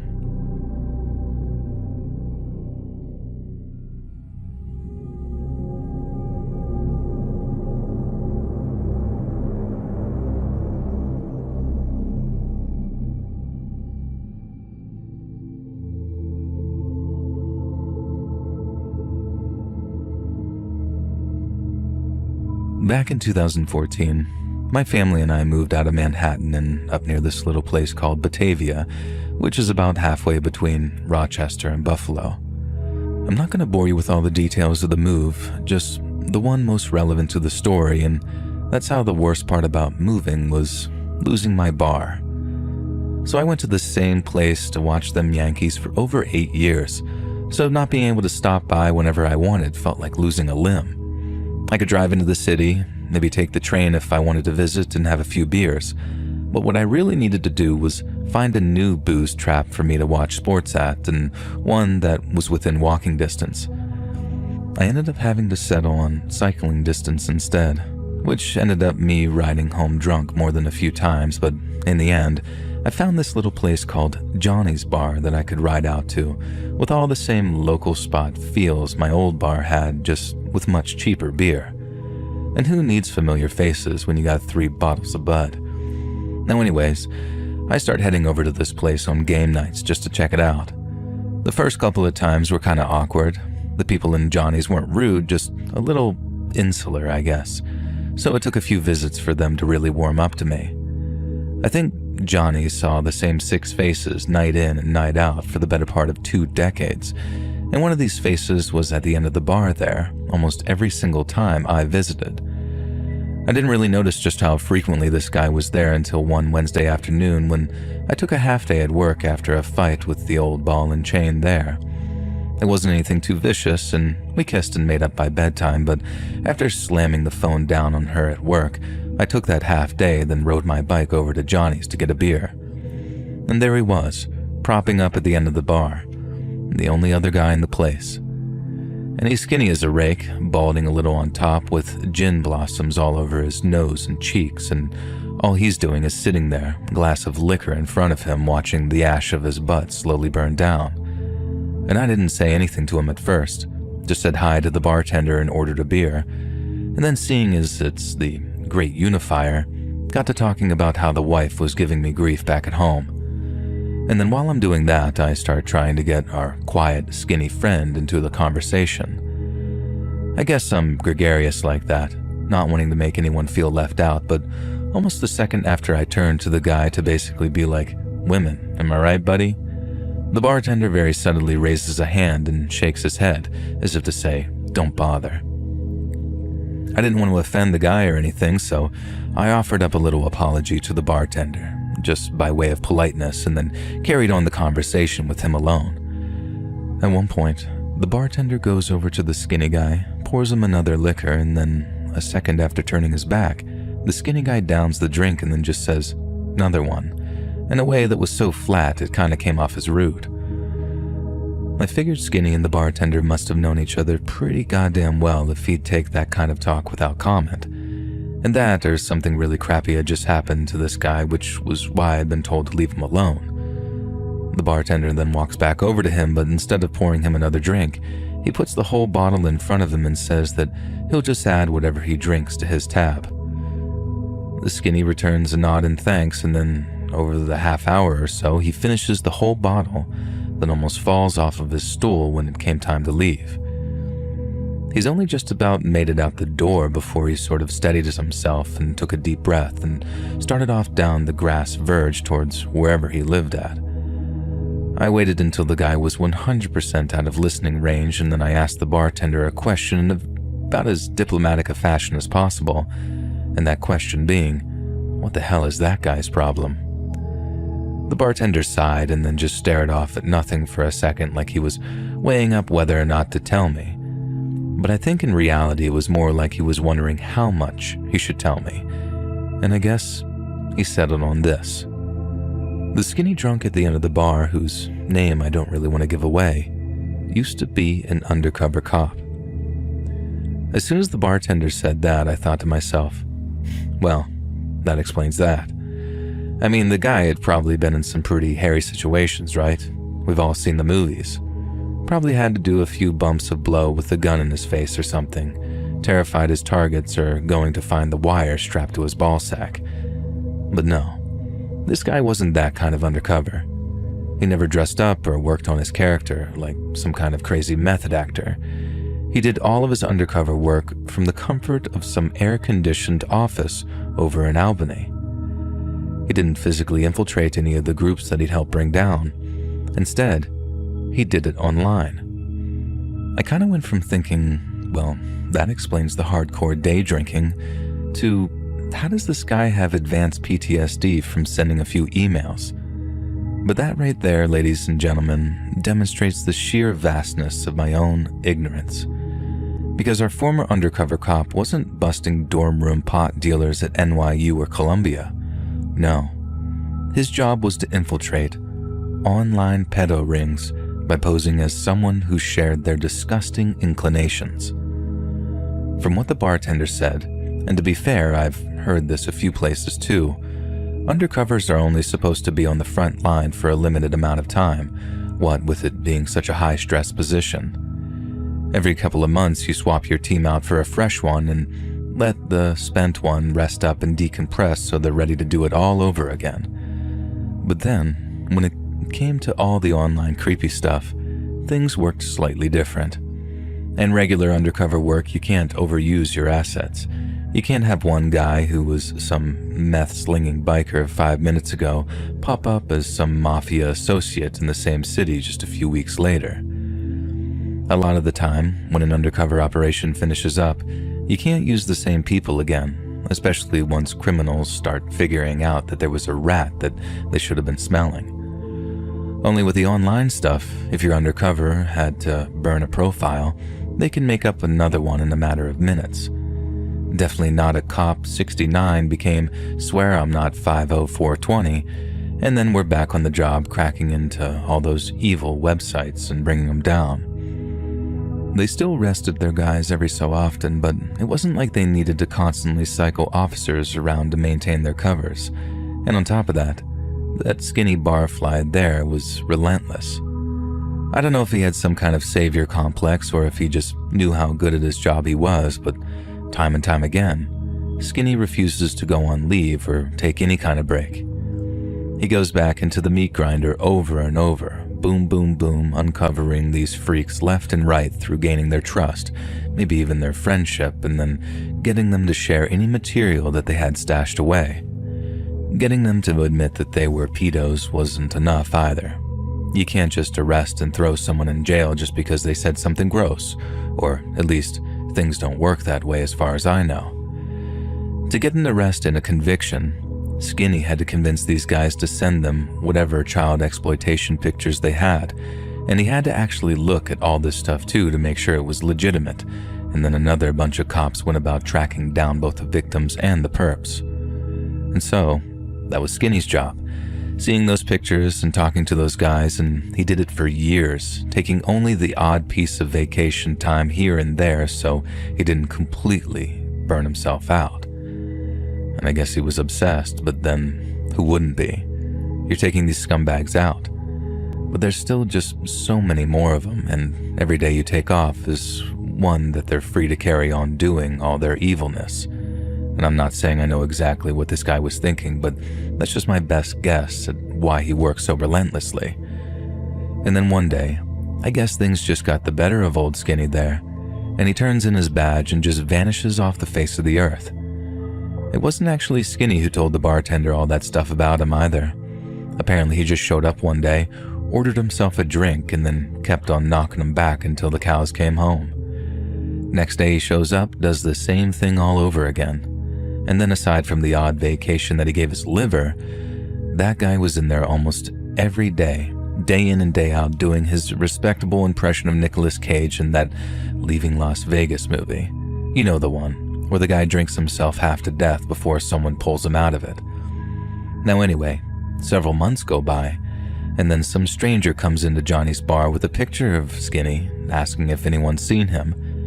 Skinny wasn't there at the time, and everyone was all tight-lipped and first wondering who this guy was, and what does he want with him. The stranger then pulls out a police badge, but instead of appealing to authority, the guy appeals to the patron's sense of common decency. He explains that Skinny was an ex-coworker of his at the state police, that he just disappeared after quitting on them, and that he and his old buddies had been trying to track him down for the better part of 6 months. He explains how he thought that Skinny's drinking was out of control, how they'd been worried he'd driven his car off the Five Arches Bridge or something, and how they just wanted to check in on him to see how he was doing. I think the goal was to get Skinny on the wagon, but by the evidence of my own 2 eyes, after seeing him nearly faceplant after climbing off that bar stool, I can safely say that their efforts were in vain. The bartender then told me that that's all Skinny ever seemed to do. Stop by, talk to no one, get drunk, and then leave. And he did it, because all he wanted in the world was to forget about the things that he'd seen, and the things that he'd said, trying to land those child predator scumbags in jail, where they belonged.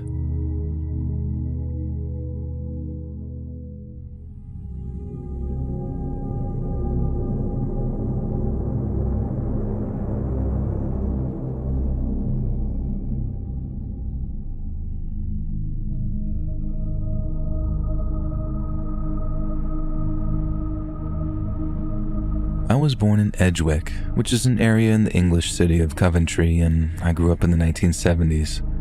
Like most kids lucky enough to have their grandparents still knocking about, they were 2 of my favorite people in the whole wide world. My granddad was a fantastic bloke and taught me to fish and shoot pellet guns, but my Nana was an absolute saint. She always had a tray of gingerbread men ready whenever we went round for tea, and she made the best roast potatoes I've ever had, even all these years later. And almost everywhere she went, people would stop her to say hello or would simply say something nice as they walked past her in the street. As a young lad, I didn't really know any better. I just thought Nana was as popular with everyone else as she was with me. But they didn't love her because she made good roasties or baked a cracking apple pie. They loved her for a very different reason.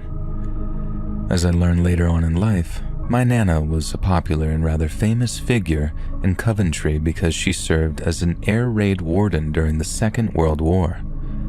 I imagine not many of your American listeners will know what one of those is, so if you'll excuse a slight diversion, let me explain. During the war, Every fit fighting-age man was sent off to the army or what have you, meaning women had to take their places in jobs they wouldn't be traditionally expected to do.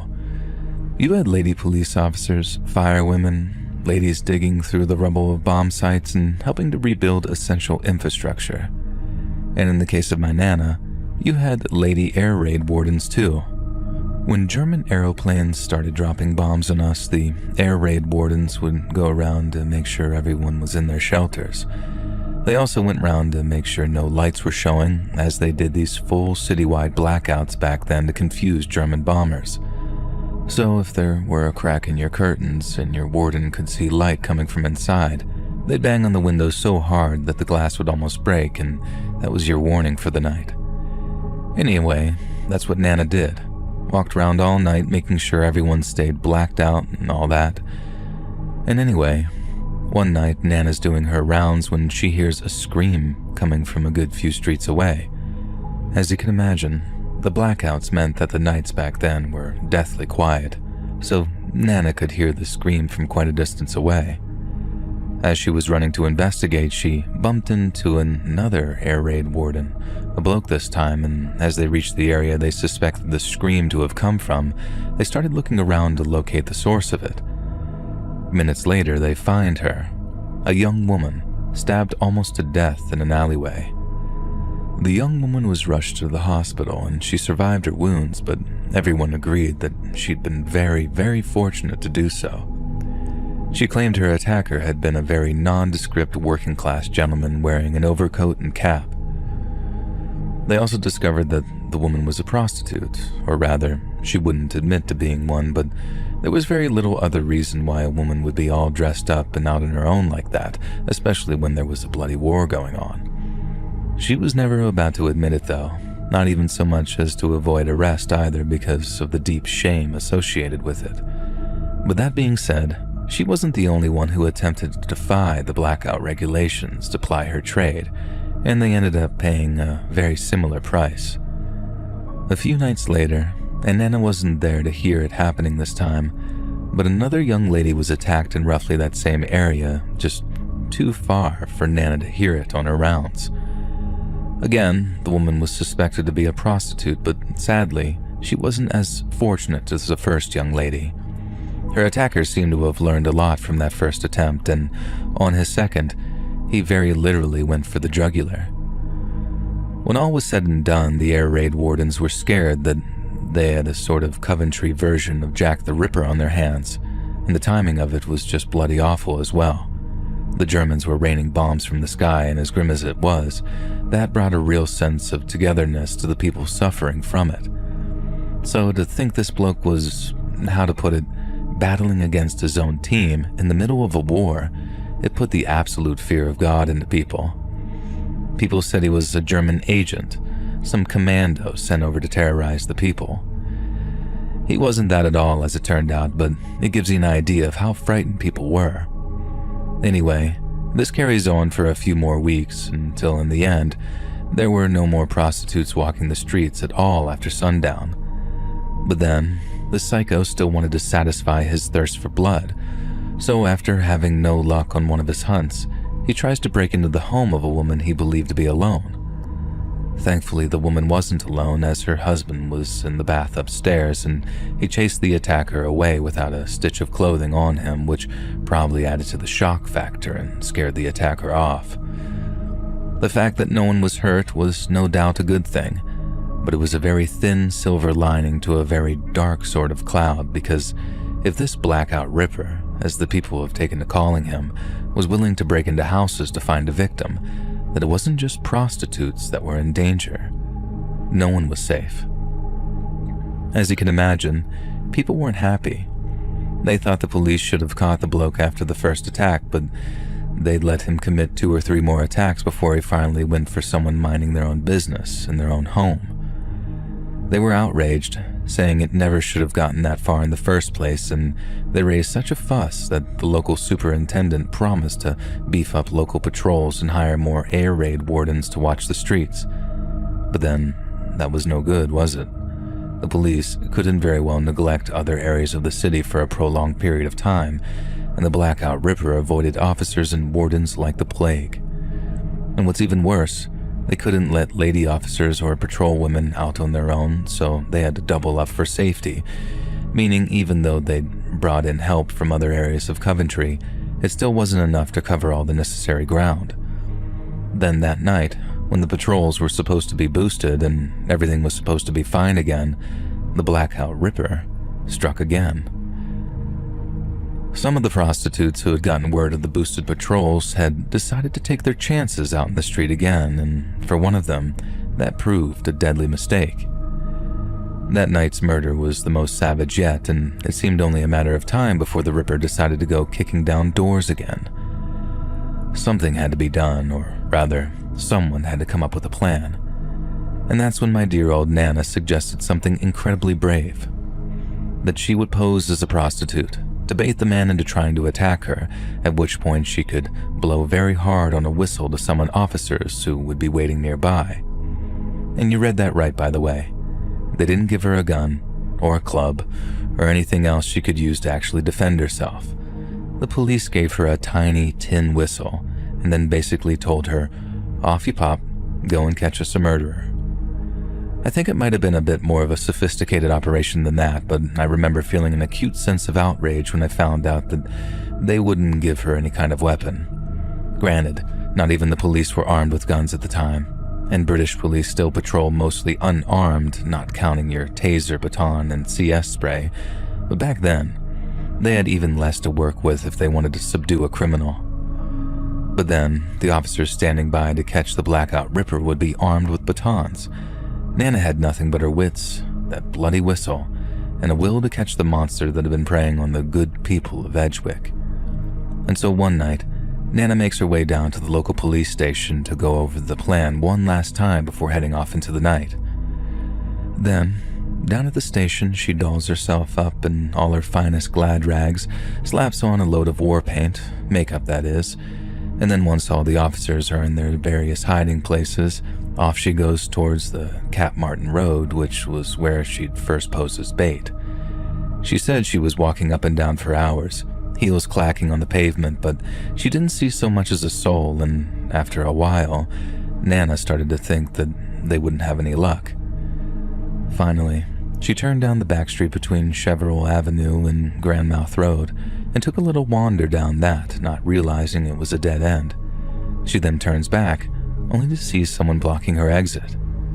The figure is about 50 feet down from her, but she knows it's not one of the policemen because he's clearly not wearing that very distinct Bobby's helmet that they were all wearing. Nana said she called out to the man, and she could tell that it was a man by the way he was dressed, but that he didn't reply to her. Instead, he started walking down the back street towards her at a brisk pace, still without saying a word. She sees him reach into his jacket and take something from a pocket, something which he fiddled with for a second before she saw the glint of a blade in the moonlight.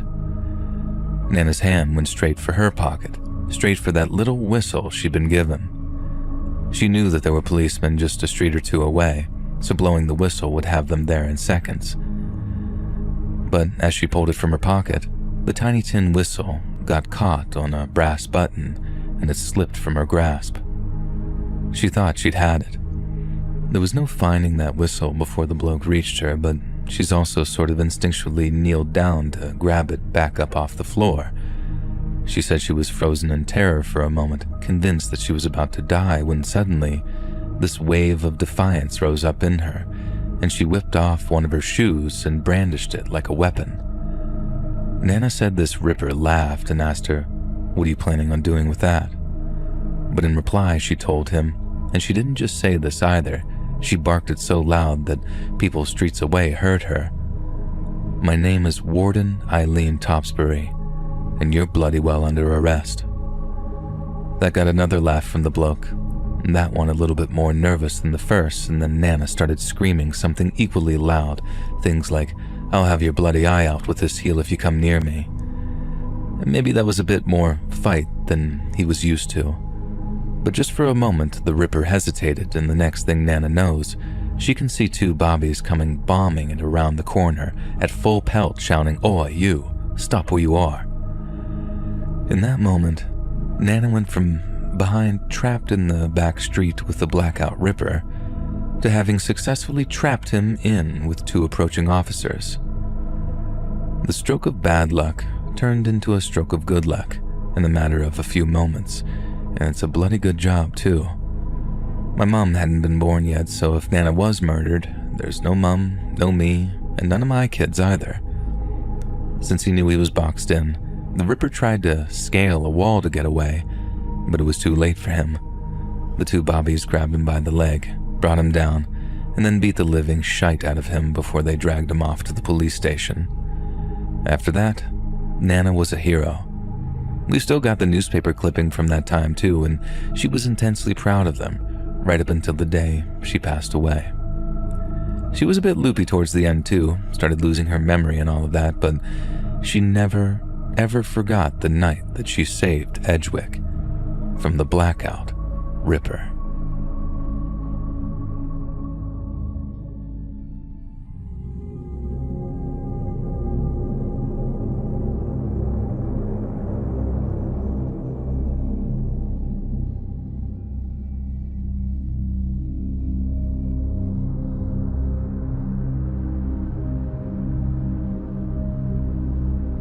If you put a gun to my head and told me that if I didn't tell you the craziest true story you'd ever heard, you'd blow my head off, I'd tell you this one. I used to be an undercover cop here in DC, and my cover was being a street junkie. I was good at it too. Did 3 full stints before they killed off my character, as you could say. And part of the reason I was so good was no different from what makes an Oscar-winning actor. It's all about the way you carry yourself, your mannerisms, or what I always called a person's physicality. For example, for my junkie character, I'd draw in my stomach real tight, like I'm having stomach cramps. And after that, I'd drop my shoulders real low, walk real fast, and pretend to be wiping sweat off my brow or cheeks every so often to add that real sense of authenticity. It was all in the stomach cramps, though. People saw you holding yourself like that, or if I looked like I was going to ask them for change or something, I became the invisible man. It was like my superpower. I saw everything and everyone, but no one saw me. No one except the other street junkies, and by the time I won those guys over, everything else just kind of fell into place. In as few words as possible, my role was intelligence gathering. I'd stay on the job for a few months at a time, really living that lifestyle aside from all the dope and disease, and then I'd take a vacation, tell the junkies I was going to visit my parents out in the country, and then be back on the line again in like a week or 2, refreshed, renewed. One of the first major things we accomplished as a task force was closing a violent gang assault case which was connected to the narcotics trade. Now, I won't go into details, but the whole thing was essentially a punishment for a missing package, and it sent shockwaves around the whole city, seeing as the victim was basically a civilian. It means a lot to everyone to send these jerks to federal prison, but little did we know that it would be what they called a Pyrrhic victory. Not long after we put these people in cuffs, the number of bodies being found around DC went up by 500% over the course of about a month, and as you can imagine, the chief of police wanted to know why. Officially speaking, all the deaths were coming up as overdoses, and some suspected a bad batch of heroin was to blame. But then some of the OD deaths were some veteran street junkies, and although junkies tend to be desperate sons of bitches, their vocation relies on them being street smart, not street stupid. And if they know that there's a bad batch going around, they'll try to isolate and avoid it. And by that, I mean find out who's selling it, and then avoid them till it's off the street. But some of the deaths were cats who should have easily known better. Junkies who had all kinds of ways of getting their hands on a fix without having to risk poisoning themselves. My point is, I knew something was wrong almost right away. Not just that there was some bad dope going around. I just had to figure out what. I started doing my usual rounds, not asking too many questions, just putting out feelers like I always did. And that's how I found out it wasn't coming from one particular corner or one particular dealer even, who might have stepped on his product so hard that he didn't mind a few dead addicts. It was coming from everywhere. People were avoiding one dealer thinking it was coming from them, and then they dropped dead after spiking the bag that they got from their safe guy. Rumors were flying around, people were getting scared, and what's worse, they were getting sick from running out of dealers to turn to. We had 4 pharmacy robberies in one day. 4. And that's what I mean when I tell people that in a city like DC, so any city really, everything is connected. And when that rot sets in, it's like mold. You need bleach to get it out, and at times, the BPD looked more like a dry wet wipe than a bottle of Clorox. Anyways, the part when I feel like I fell down was, unlike a lot of the other junkies who were avoiding their regular hookups in an effort to stay safe, I was hunting bags like it was the last batch of dope ever made. I wanted to find whoever was selling that bad dope and get them off the street. Locking junkies up is one thing, but letting them die off in their dozens every week was no part of my job description. Don't get me wrong, street addicts do each other pretty dirty, and you'll meet some real bad ones too. But I'd say around 40% are just good people who made terrible decisions, and some of them I might have even called friends in some other lifetime. And so, as I was saying, I was running around Deanwood trying to find the source of this bad dope. But then, instead of being everywhere, it seemed to be nowhere all at once. And by that, I mean everyone seemed to be able to get their hands on the bad dope when they weren't looking for it. But me, going out of my way to try and get my hands on it, I couldn't seem to find any at all. Every bag of dope I bought went straight into evidence, and after the spike in drug deaths, every other bag was being tested for toxins and whatnot. Not a single one ever came up as hot. Hot meaning fatally poisonous. So as you can imagine, I was starting to get pretty frustrated. Everyone seemed to be able to get their hands on that bad dope, except for me. At least until one day when I finally got my wish. So early one morning, I get myself onto the street and start doing my thing, putting out feelers and asking the junkies who's holding. Eventually, I get hooked up with the one guy I've been buying from, and we meet in our usual spot to make the exchange. But then, instead of being there on foot or on bike, the delivery guy is in his car, and instead of just giving me the dope and taking the cash, he says something like, "Get in. We gotta go someplace to get it." I'm thinking, okay, this is out of the ordinary, but whatever. And I get in his car and off we go to get the product. We ended up in some trap house, which was to be expected. But what I didn't expect was to be given the bag of dope by someone you might call a lieutenant, i.e. someone who would never regularly involve themselves in direct sales. He didn't just hand me the stuff either. He asked me to sit down in the upstairs bedroom that doubled as their kind of office, and then I was subjected to what I can only describe as a minor interrogation. I didn't get the impression that they were looking for an undercover. It was all minor questions. What's your name? Where are you from? How long you been in DC? That kind of stuff. They wanted to know who I'd been buying from, who I thought had the best product, if I'd never been picked up by the cops. I answered everything as honestly as I could, even the question about being arrested. Me and the boys had faked 1 or 2 arrests while I'd been working, just to give me a little authenticity, so I brought up those times figuring that they could corroborate them if they asked the right people. They asked a few more questions, just seemingly basic stuff, and then after that, they gave me the bag and then told me to get lost. I asked them straight up if the stuff was safe, and they said yeah, that it was like a new package and the old one was off the streets. I didn't take their word for it, and like everything else I bought, the bag went straight to evidence and then on to testing. Testing also takes time, a long time given the backlog of crap the lab has to test, so we didn't get the results until days, sometimes weeks after we sent off samples. Usually that kind of timescale worked for us, but on this occasion, it almost got me killed. The next morning was the same start as usual. Bright-eyed and bushy-tailed by 7 a.m., out in the streets by 7:30. Everything went as normal. I did my usual thing, and then come early afternoon, I went to my usual spot outside a liquor store to beg for smokes from people coming out. It was part of a daily effort to establish presence in the area, and part of my routine was harassing the store owner for a free bottle or a free pack of smokes or anything. He never gave me anything, which was fine because I wouldn't be able to take it without catching hell from the higher-ups, but it did big things for my character in terms of establishing that presence and authenticity. Every time I walked into that guy's store, it'd be a case of, "You again, what the hell do you want now?" And that's if he didn't open straight up with, "Get the hell out of my store, you crackhead."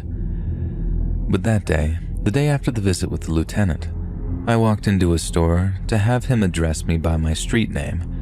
And the thing that really grabbed me was how he didn't know my street name. And if he knew my street name, that meant someone had been talking to him about me.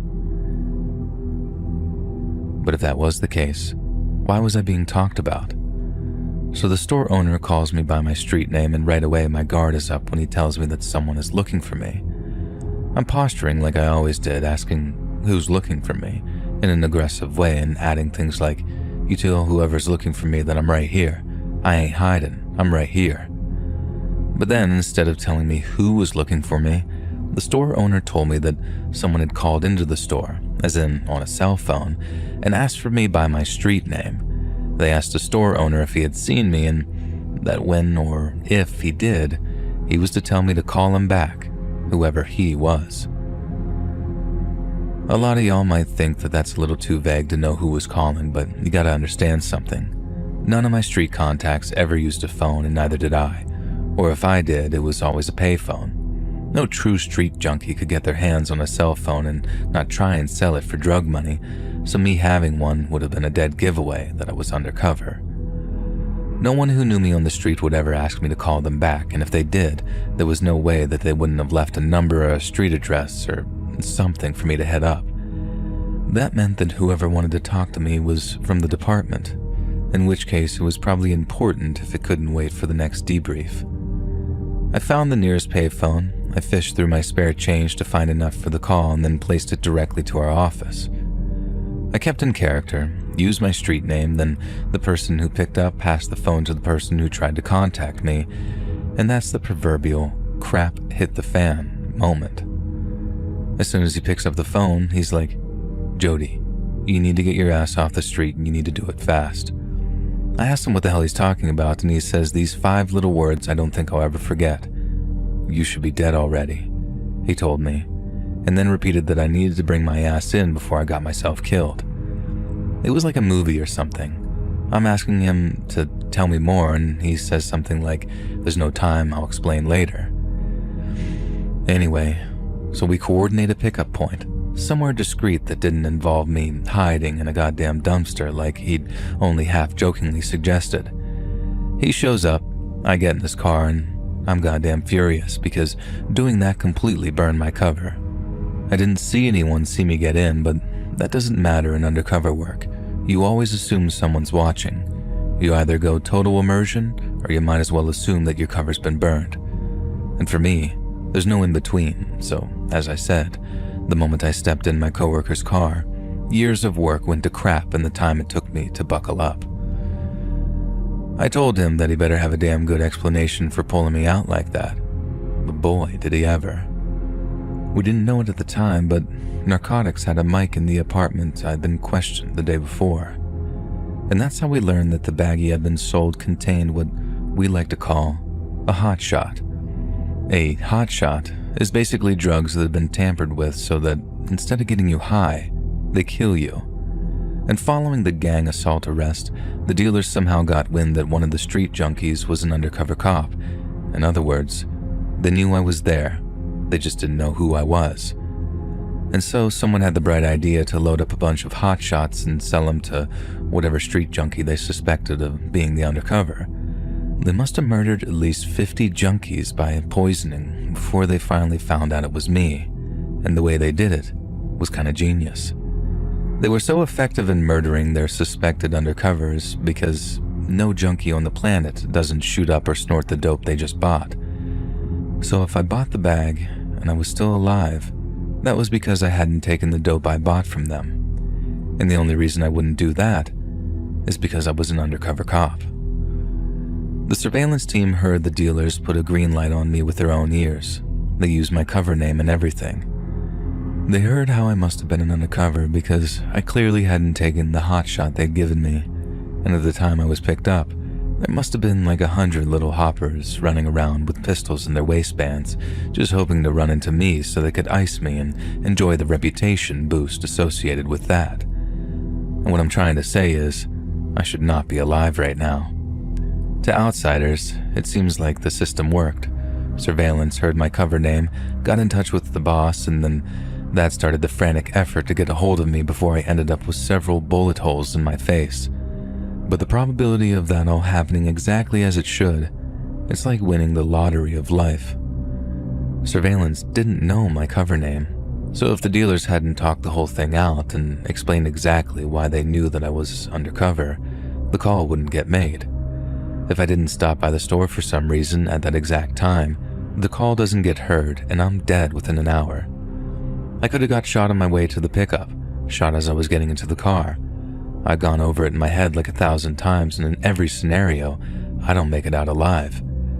But then somehow, by the grace of God Almighty, I made it out of there. And I'm not a religious person, and I kind of admire people that do have faith, but after some of the crap I've seen, I can't bring myself to share it, no matter how hard I try. And that's why I don't talk about guardian angels or any of that stuff, and I talk about the lottery. I don't need to believe in angels to appreciate how awesome, literally awesome it is. Everything fell right into place for me. That circumstance and coincidence aligned and saved my life. I know my angels. I met them. They're my coworkers, and I owe them everything.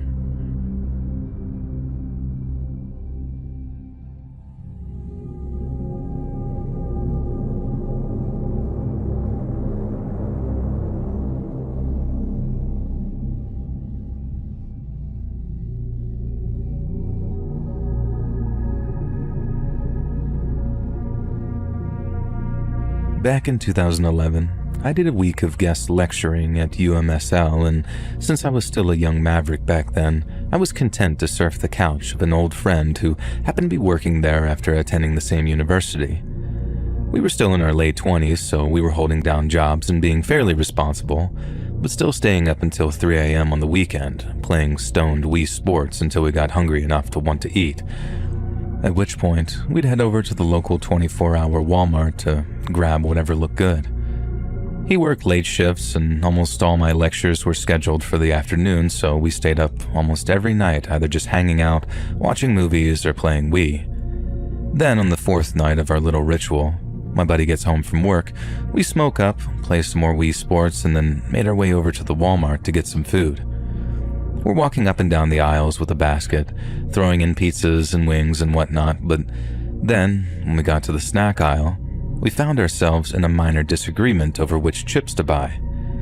We basically ended up standing there having some dog-brained debate on which Ruffles were the superior flavor, when I start to notice this dude at the end of the aisle on our right. And I noticed him because he wasn't looking at the chips, he was looking directly at us. You know when you can see someone looking in your direction, but you don't want to make any eye contact with them, so you kind of just check them out in your peripheral vision, but refrain from meeting their gaze? It sounds oddly specific, I know, but I'm sure some of you will know what I mean when I say that. I didn't look directly at this dude, but I also knew for certain that he was looking at us, not just a glance either. He was staring at us. I turned to my buddy and I was about to say, "Get a load of this guy," when I saw a second dude standing at the opposite end of the aisle, who was doing the exact same thing. Now, I did end up making eye contact with the second guy, purely by accident, but he only glanced at me for a second before I recognized that he wasn't strictly looking at me. He was looking past me, at the first guy I'd spotted, who was standing to my right. And that's when I turned back to the original dude to see if he really was checking out this other guy and not me and my buddy, and lo and behold, he was indeed looking at this seemingly random dude. Keeping in mind that I'm just completely toasted at this time, it took me a second to realize what was going on, and that there weren't just these two random dudes staring at me from each end of the aisle. They were having some kind of weird staring competition, and at first I didn't realize just what that meant. But the second the guy on my right reached into his waistband, and I saw this flash of jet black against his bright red boxers, everything I'd been slow to pick up on hit me all at once, and I just remember dragging my buddy to the floor as the shots started popping off around us. I instinctively tucked my head in and squeezed my eyes shut after hitting the floor, so I didn't see anything of what happened next. All I heard was the shots, or more specifically, the crazy echoing they made as the sound waves bounced all over the store. Then, while the shots were like whop, whop, whop, whop, whop, whop, just this weird sound, I had my buddy in my left ear screaming, "What the F? What the F and F?" And we just lay there until everything finally went quiet, ears ringing, and by that point my buddy had gone quiet too. Probably one of the most terrifying moments of my entire life, right there, thinking one of my best friends in the entire world had been shot dead. Thankfully, he just finally decided to shut up and stop screaming, but that moment of thinking, "Oh God, please no," probably one of the worst ones of my entire life. I remember just helping my friend up, and then we saw one of the employees running for a fire exit, and we followed. And then the next thing, we were in the parking lot, hearing one siren turn into two and then double again, and then before we knew it, there were like half a dozen cop cars all pulling into that Walmart parking lot in twos and threes. The parking lot was just completely filled with blue and red lights as the cops ran into the Walmart through the front entrance. But by that point, I think both shooters were long gone. I don't remember seeing any blood either. I mean, not that we were looking, but the point is, I'm not sure that they even hit each other. And I read later that you don't even start gushing blood after being shot, that it sometimes takes a second for the bleeding to really kick in, depending on where the wound is. So maybe they did hit each other and I just didn't see any of it. I actually did a disturbing amount of research into small caliber shootouts after that whole incident too, and all under the recommendation of the therapist that Yushai provided me with. They were great providing me with paid leave, as I'm not gonna lie, being in public places was pretty nerve-wracking for a while after that shooting. The thing that really got me was how lucky we'd been not to have been hit in the crossfire. And I'll put it this way. We had to talk to the cops afterwards to give them a description of both shooters, so we got a pretty good breakdown of what had actually happened. I guess these two gangbangers managed to pepper that entire aisle with 14 bullets that went everywhere, but then somehow, by the grace of God, neither of us were hit. It's still something that I think about from time to time. Like whenever I drive past a Walmart someplace, it's guaranteed to pop into my head if I ever have to visit one for any reason. And I always wonder what would have happened if I hadn't spotted the guns in time, or if we hadn't been so lucky in regard to where the bullets ended up.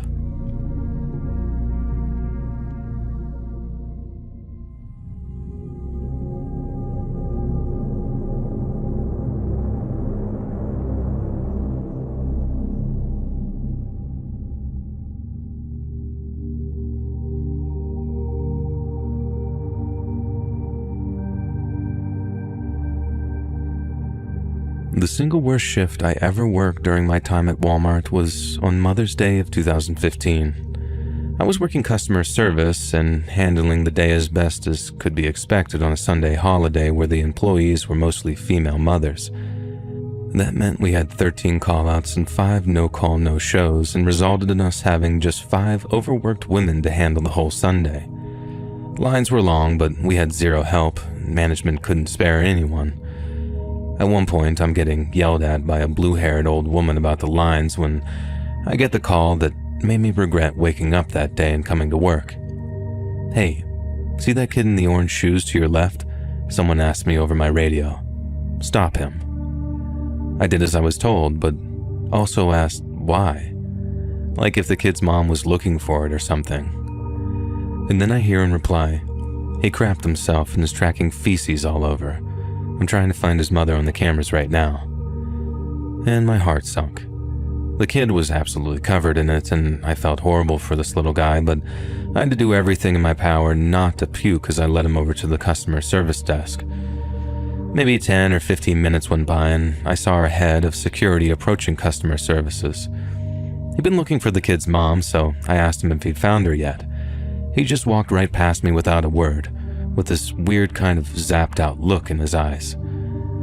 The second security guy, the one who'd been watching the cameras, He came out to watch the kid while I went to mop up all the poop, and there was a lot of it, so it took me a while, long enough so that the next time I walked by the front of the store, I saw our head of security talking to a cop outside. The kid's mom had left him in our toy section to try and distract him before she went into our bathroom to shoot up the heroin overdose that killed her. And I don't think that she meant to end her own life, just in case that came out kind of wrong there, and I think it was accidental. But yeah, she was dead on the scene in our bathrooms. The paramedics took her body away, and one of the cops stayed with us as we watched the kid until CPS showed up. We washed him down, cleaned him up, gave him some new clothes, and then off he went with the social worker. I wanted to quit after that shift more than any other I ever worked, but I stayed. For a whole nother year, actually, and it'd take a hell of a lot for me to go back to a place like Walmart for employment.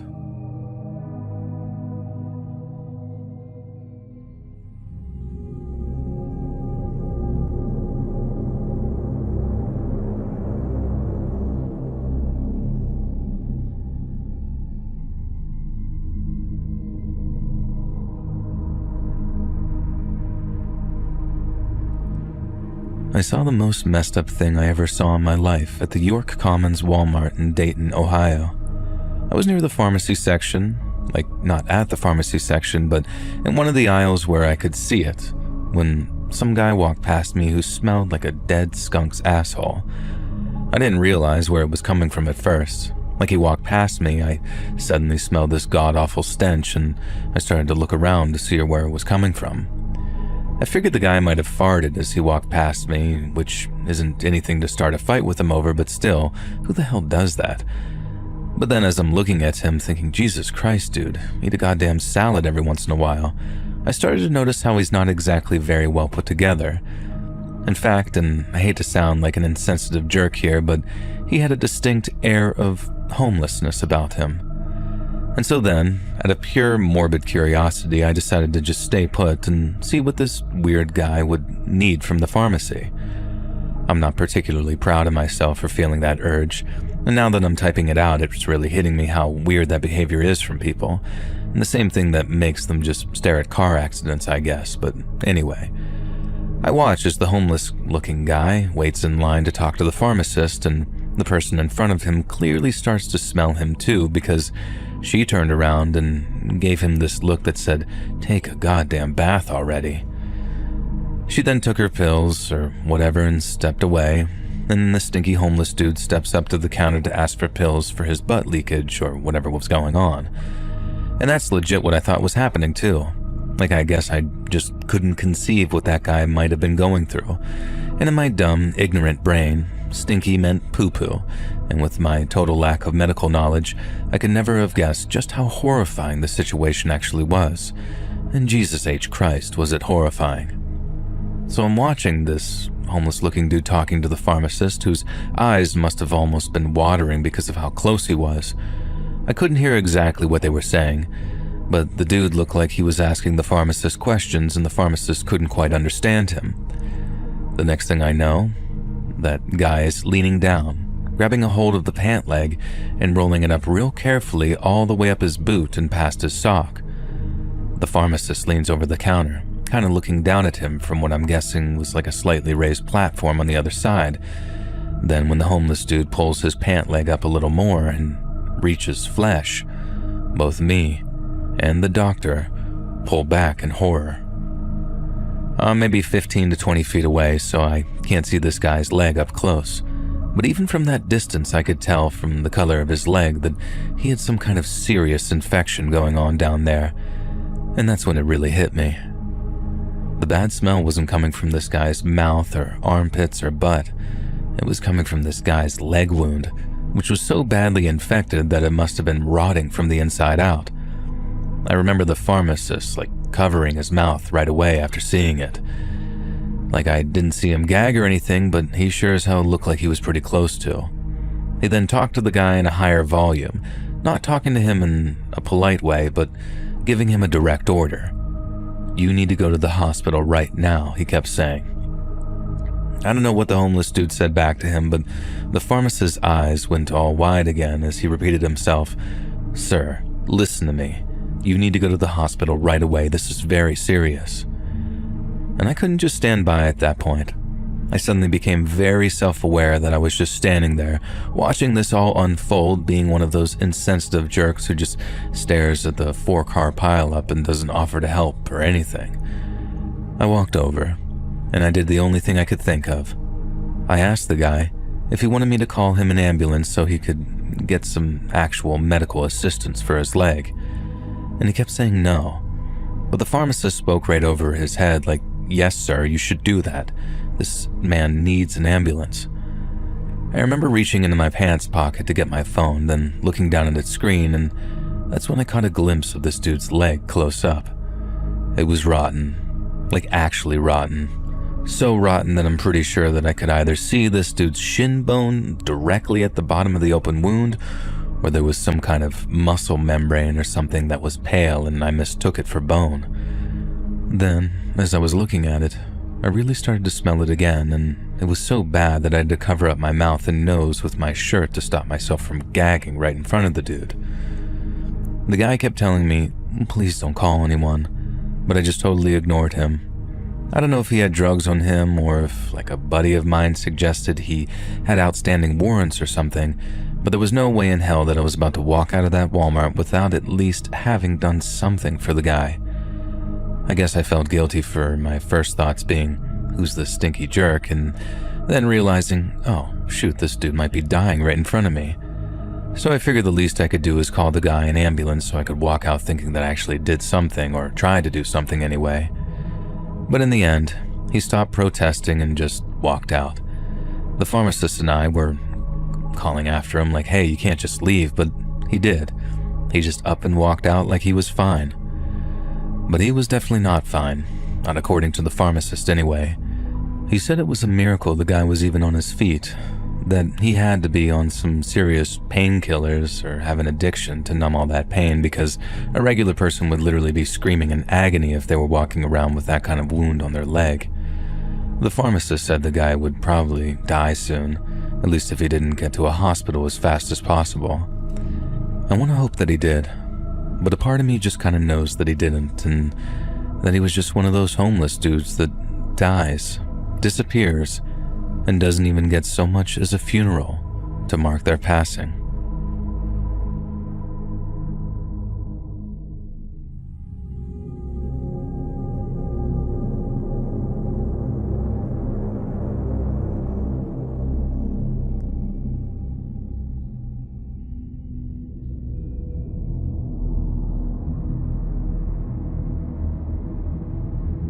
About 10 years ago, I was laid off from my job and I needed money to pay the bills, so I swallowed my pride and I took a job at Walmart until I could find something in my preferred field. I ended up working in the lawn and garden section, which is actually fun when you get to play with plants all day long. However, I wasn't aware that lawn and garden also does all of the holiday setup, as well as placing said holiday product on the floor. Fast forward to a week before the public school systems were in session, I had a cart full of notebook paper, pencils, trapper keepers, all that kind of stuff that I was trying to put on the shelves when a sound ripped through my eardrums that was similar to ones that are typically only heard on the Discovery Channel. The best I can describe it is cats being lit on fire by their tail and being chased by rabid wolves. I looked around to figure out just who in the hell was being murdered in the store when I saw him. There was a kid, about 8 years old, who looked as if he was desperately trying to become Jabba the Hutt, and the kid was succeeding. It took me a minute to figure out what the hell was going on in my aisle until I realized that this kid was throwing a fit because his parents wouldn't buy him 3 different trapper keepers, one of which was Hello Kitty. Normally, I just shrug and say, typical Saturday in Walmart, but no. This little brat realized that his dad wasn't paying attention to him and was instead focused on his siblings. This pisses the kid off even more, since he howls with rage and, here's where it gets insane, kicks his what looked like 8 months pregnant mother directly in the stomach. And to her credit, this lady didn't whomped this spoiled little monster's butt right in the aisle. No, she instead collapsed on the floor and had to be taken away by paramedics. And then in the commotion, that little brat took that as a sign that he could have all the trapper keepers he originally wanted. I watched this whole thing go down, and as the dad watched his wife get loaded into an ambulance, not one iota of, "you're gonna get it later," came from him. Instead, the little brat that kicked his mom started crying about being hungry and wanting chicken nuggets, which the dad then took him to go get, I think. And I swear, it's places like Walmart where you see the lowest of humanity sometimes. It's not even the place itself, it's just everyone goes there. And I saw and dealt with some amazing customers during my time there, but I also saw the absolute dregs of society too. And sometimes, if it didn't do some terrible things to my soul.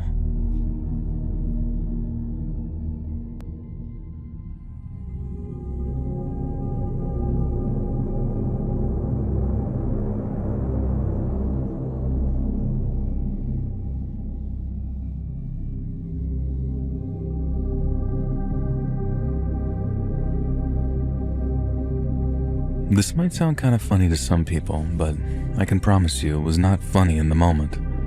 I used to work at Walmart, and one day I'm walking the aisles when I suddenly spot this lady opening up a bottle and chugging the contents.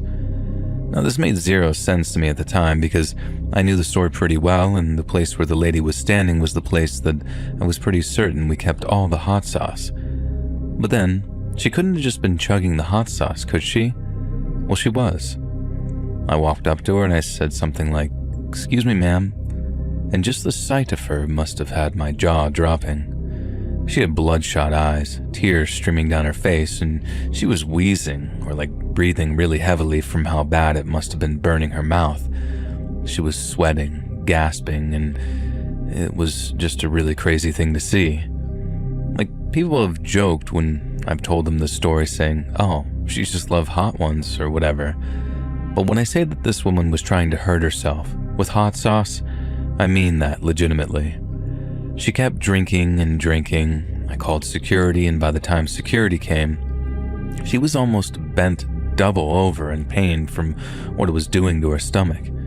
Security just sort of dragged her outside, and she just laid there until someone called 911, and then the EMTs came and took her away. I used to think about her a lot, like hoping that she was doing better, and I still do. She seemed very sick in the head.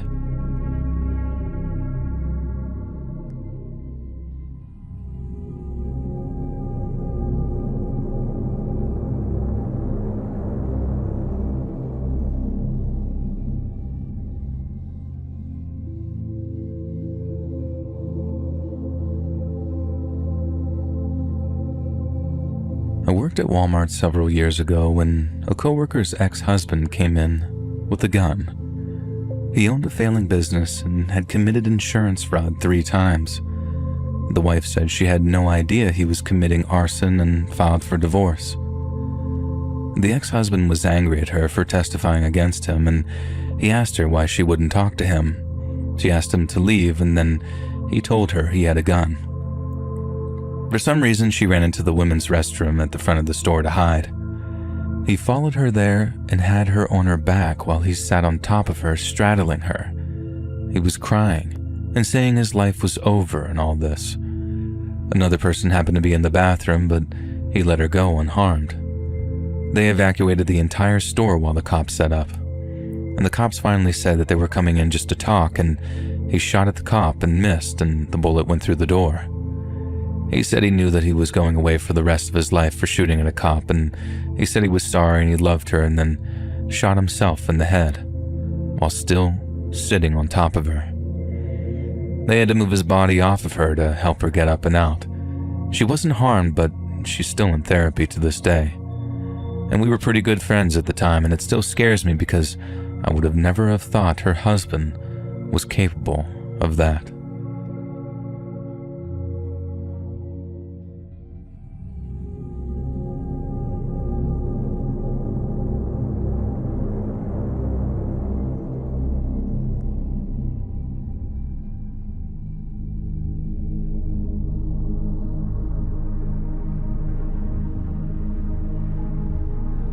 was helping direct traffic at an event in a Walmart parking lot when I started to hear a man shouting about 25 to 50 feet away from me.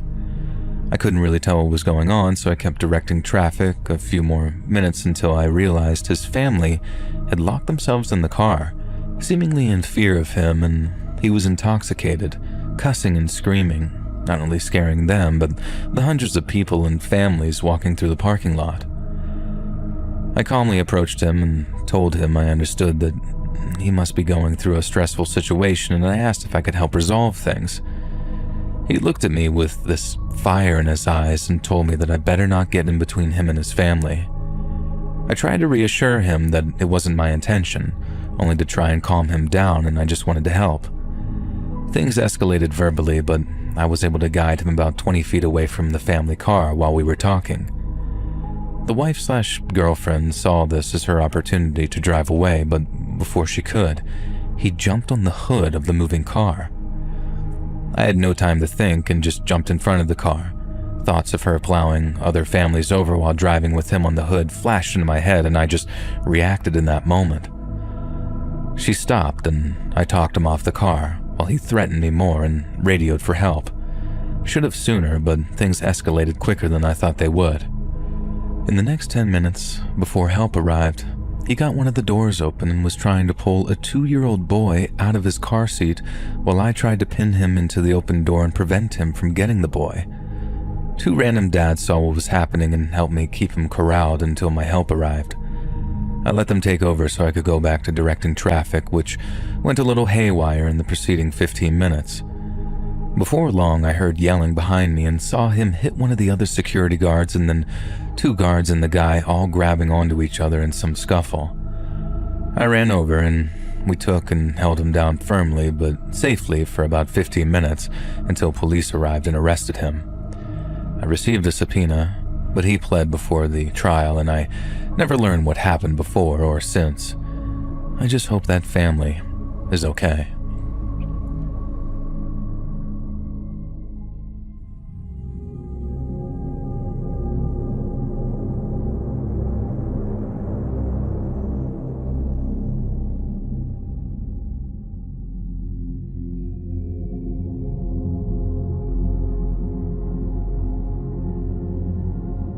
I was guarding at a Walmart that had been gutted and used to store construction equipment for a construction company.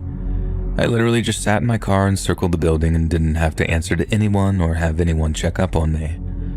One night I'm sitting in my car facing the building, and out of the shadows, a woman walks towards the front of the building. She had no shoes on, short pajama-style shorts, and a thin white spaghetti-strap top. It was like 37 degrees, so immediately I'm like, what the hell? And watch her for a while.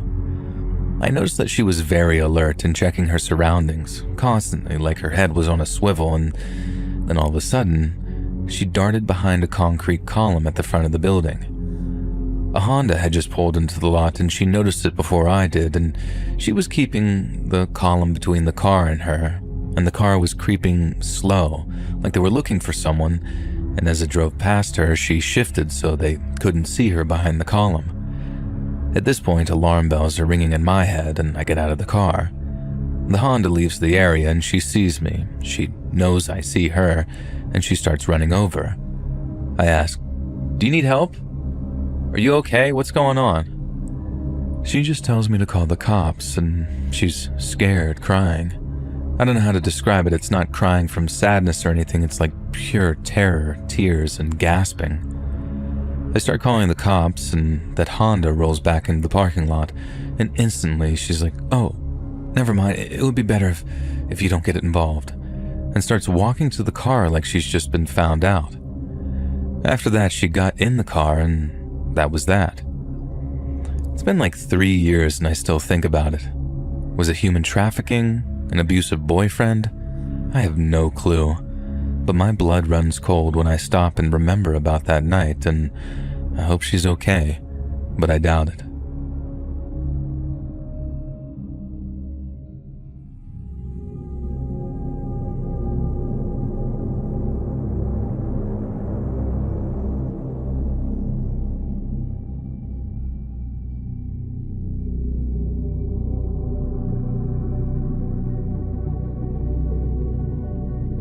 One time, I was at a tailgating party in a Walmart parking lot, and the place was pretty crowded. Dude comes up beside me and isn't really looking to get a drink, he's just kind of looking at me really intensely. Really big guy, probably 6'3", 220 plus pounds of just muscle. I'm like 6 foot, maybe 160, rail thin. And he nonchalantly starts talking about how his favorite thing on a night out is just to punch an absolute random person and see their lights go out, laying on the floor. He says he does it when he's coked out, which he insinuated he was, and just goes on and on about the thrill that he gets from knocking someone out who he doesn't even know. The things he said were probably more graphic and violent than I remember. I was just like, what the heck, dude? I need to get out of here. I'm not sure how the conversation turned out, but he mentioned that he was out on the town because he went through a breakup. And he said, "Are you my bro?" I was like, "Yeah, sure, man. We're buds." And I got my drink and said something like, "Cheers to ya, and to all the fish in the sea," or something like that. And I got back to my friends and kept that guy in the corner of my eye all night long.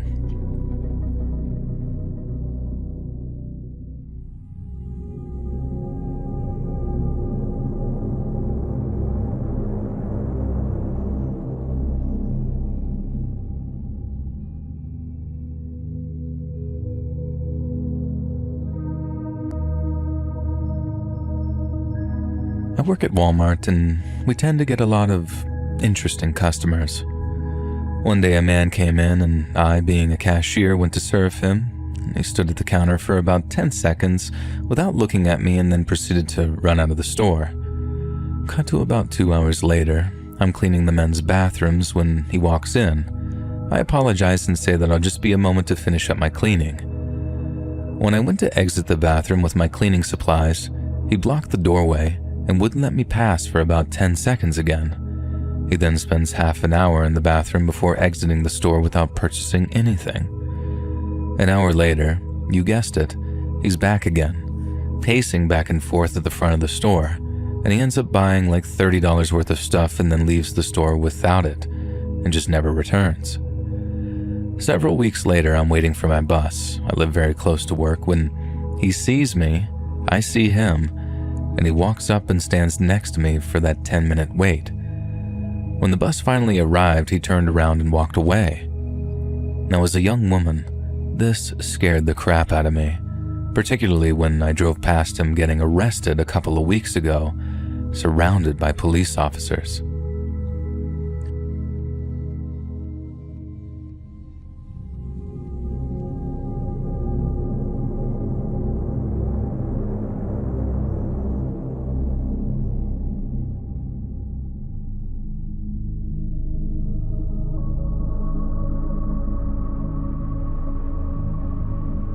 There was this random man who happened to be outside when I was visiting a Walmart a few years back.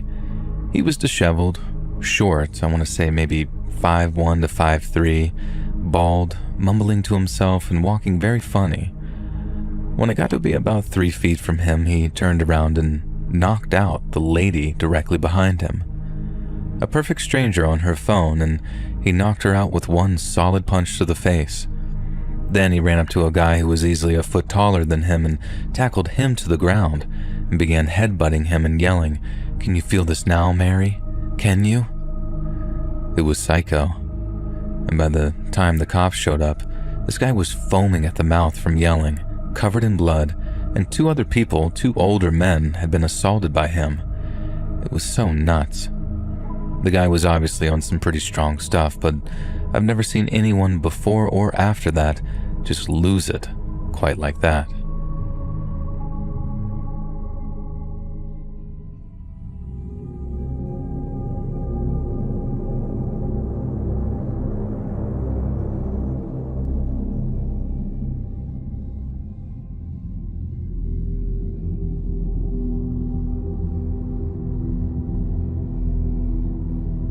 I used to work for Walmart corporate, and we all had to go to this event one time.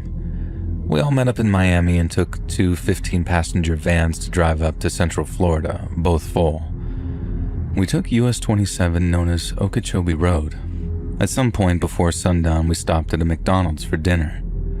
My buddy from back then was there too, and I remember chatting it up with him, just typical teenage stuff. I remember at one point we were in separate vans, and we started loading up when one of the instructors decided that my buddy and I should switch vans. I was confused, but sure, didn't matter to us. I sat in his seat and he went to the other van, and then last minute, the instructors decided that we should switch back to how we were. I never quite figured out why, but it saved my life and ended my friends. A couple of hours later, it's dark. US 27 has no lights at the time, and their van was behind us the whole time till it just suddenly wasn't. We were 6 miles from our destination when we got a call from the driver of the other van. We were in an accident. We're hurt. We sped back at like 100 miles per hour, only to be met by a literal wall of semi-trailers blocking the 2-lane highway. We had to drive on the shoulder to get past them. As we went around these trucks, I noticed that they all had their headlights on. Illuminated on the road was my friend's body. His eyes were open, but all you could see was the whites of his eyes. His arms were very obviously broken at odd angles, but most alarming of all, he was torn completely in half. To say that we were beside ourselves is an understatement. The van was laying on its side, completely mangled, and the rest of the passengers were bloodied and bruised, but aside from a broken arm, they were generally okay. According to the driver, they hit wet pavement on a curve, lost control of the van, and it flipped. My friend was wearing a seatbelt, but he was pretty skinny. He slipped through the belt and broke through a passenger side window. He flew approximately 30 yards over the grass median and landed on the opposite side of the highway. According to the driver, she was trying to climb out of the flip van when she witnessed my friend trying to push himself up with his arms. An SUV was driving on the lane that he was laying in. It hit him and killed him instantly. The SUV did not stop. They never found out who hit him, and it sticks with me 17 years later. I try to be grateful for the life I have. I was going to be in his seat, and happenstance saved me. I struggle with feeling like I deserved it. He was one of the good ones, and I was always struggling with my inner demons. And I miss you, man. I hope you're all right wherever you are. Rest in peace.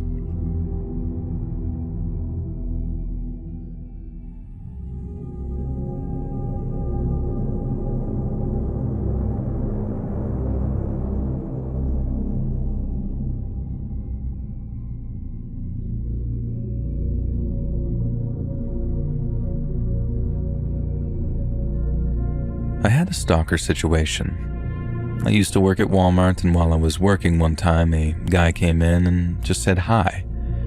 He knew my name, I sort of recognized him, and he said he went to high school with me. And then it clicked, and I remembered seeing him back in school. We talked for a bit, and he seemed nice enough. The next day, I got a friend request on Facebook. I added him and didn't think anything of it. Now, a few days later, some of the guys I'm friends with on Facebook sent me a message asking who he is because he's sending them all friend requests. I never kept my phone number on Facebook, but he somehow got it. He started texting me and calling me. He got my email as well. Sent me this long letter about how he always loved me, wants to marry me, and how perfect we were for each other, asking who all the guys are I'm friends with, and that it should just be me and him. It really took me off guard since we only talked for the first time a few nights ago. I responded nicely, and I tell him that I have a boyfriend and that it seems like he's a nice guy, but that I just didn't feel that way about him. That we just don't know each other well enough. And that was a bad choice of words. He starts showing up everywhere I am. Classes, when I'm shopping, eating, everywhere.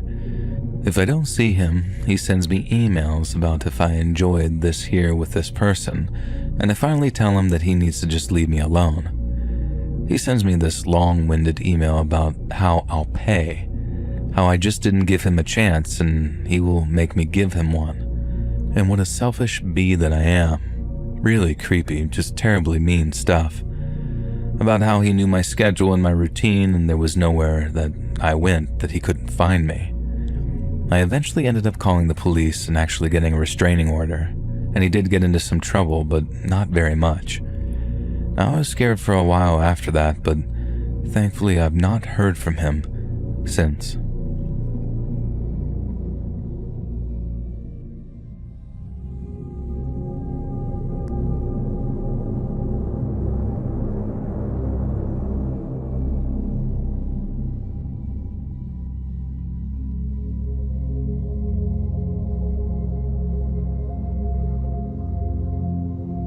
So this short story is regarding a former coworker of mine at Walmart who seemed as though he took extreme pleasure in violence.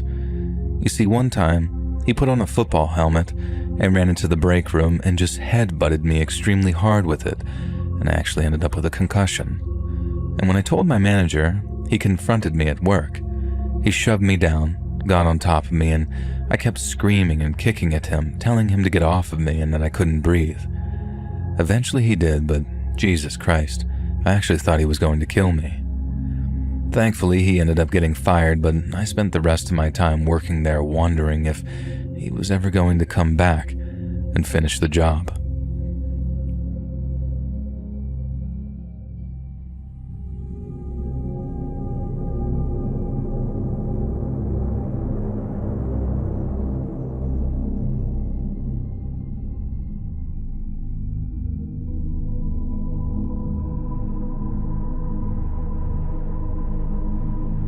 I used to work at a Walmart where the managers didn't care about their staff.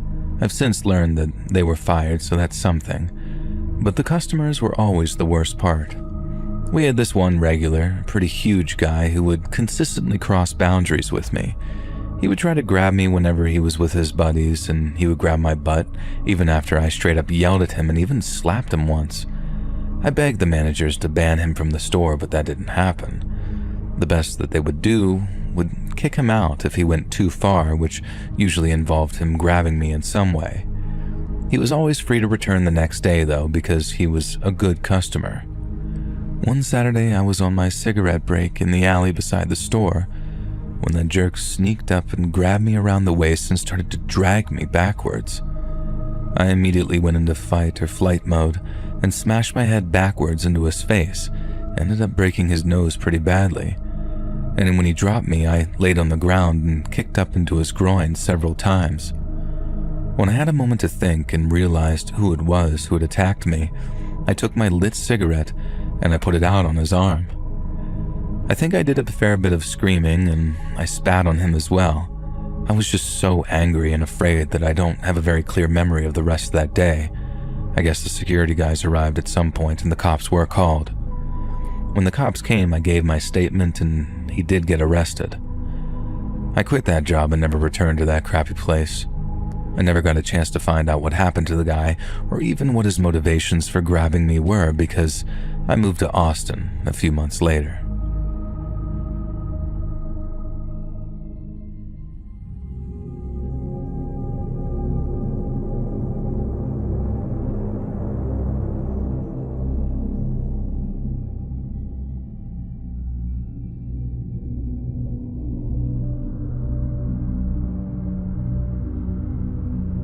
It was late at night and I was driving out of a Walmart parking lot. On the way out, someone tried to cut me off when I was making a turn, which almost resulted in our cars crashing. The other driver was very upset and started following me, flashing his lights to blind me. Then, they forced me to park my car and blocked it. He got out with another guy, grabbing a screwdriver, and tried first to open my car door, which I locked just in time, and then he tried smashing my window. I wasn't so foolish as to get out of my car and risk being stabbed, so I reached for my phone and started calling a few of my buddies who lived nearby. Some strangers started running over too. The guy with the screwdriver and his friends saw that they were going to be outnumbered and quickly escaped in their car. Overall, it was a very scary experience, and I'm pretty sure if I hadn't locked my door in time, I would have had a huge screwdriver plunged directly into my neck.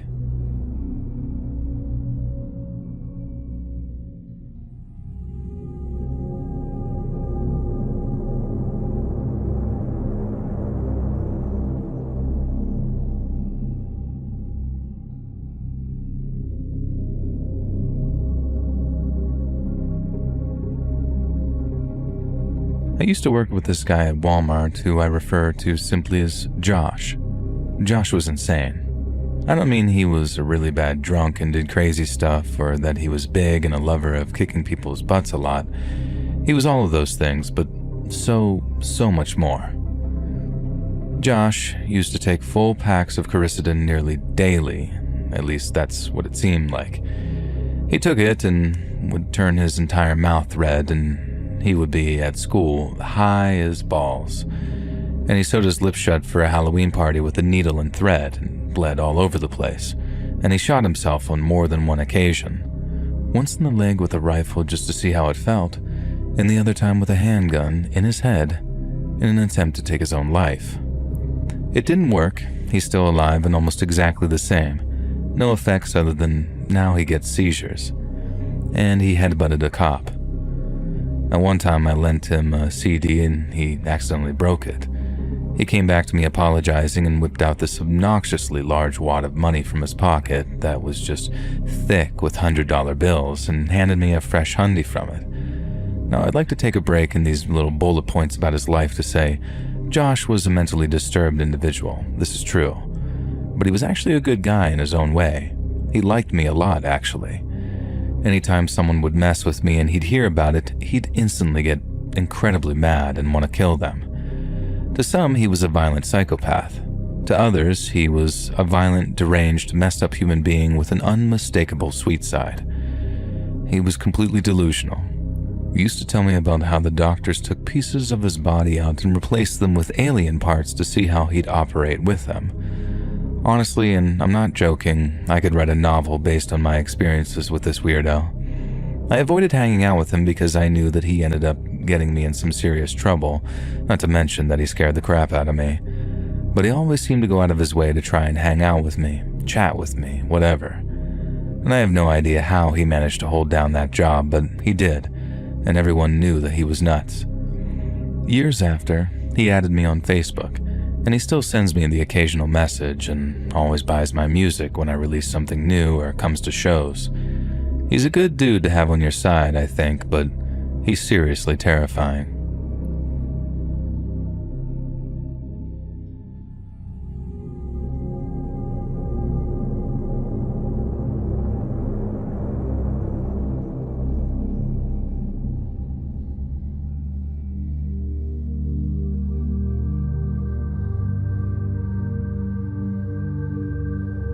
I'm 27, my husband is 30, and our daughter is 1. This story happened last night, so I'm running off like 2 hours of sleep, and my daughter wasn't into the idea of sleeping in this morning.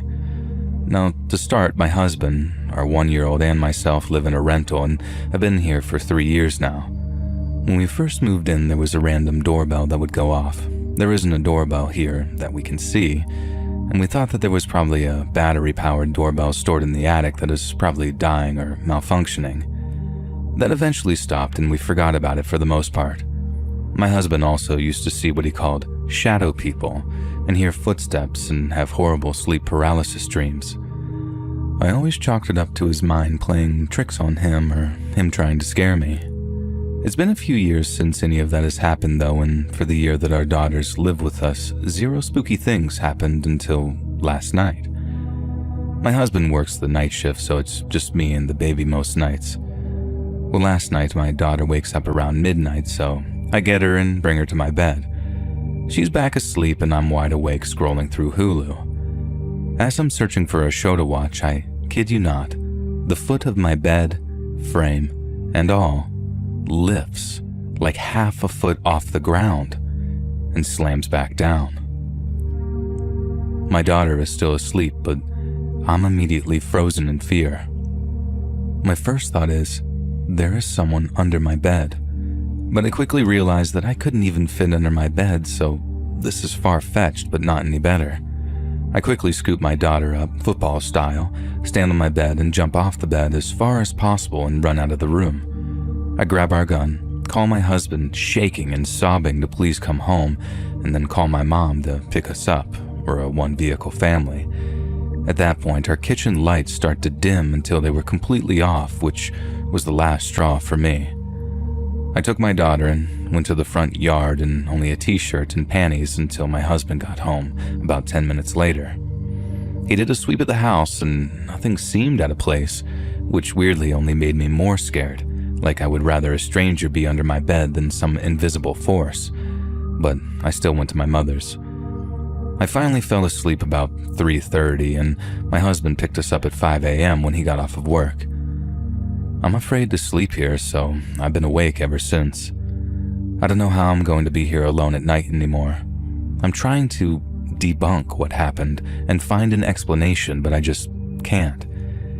It may not sound scary to you, but I had never felt so scared in my life, and scary stuff is 10 times worse when you have a baby to protect. What do I do? How do I bless my home correctly without making things worse? Also, I don't drink or do any drugs, so it's not like I was tripping or something.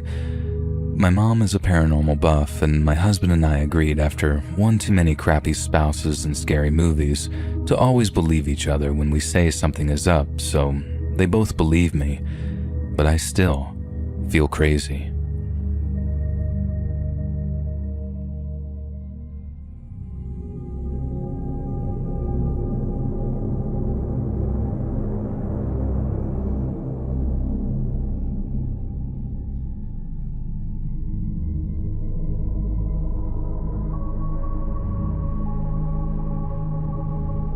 I was about 6 or 7 years old, and my mother and I were on a routine grocery run to our local Walmart. I remember getting out of the car and walking up to the entrance. We had parked sort of in the back, so we had a little walk to the front. As we walk up, I see a homeless man asking for change from every person that walks by. He asks the woman in front of us for change, and as she turns him down, he scoffs and begins to say something rude towards the woman. My mother and I walked past him with haste to avoid conflict as he seems to be extremely agitated. We get inside and get our groceries and everything seems fine. As we load up and begin to leave, I remember my mother pulling out $2 to specifically give the man as he is presumably still at the entrance begging. My mother, trying to avoid conflict, wants to hand him the money and be on our way so we don't end up getting harassed as the woman before us did. As we walk out, I raise my arms to my mother in little kid fashion to be picked up as I'm scared of the encounter we're about to have with the man.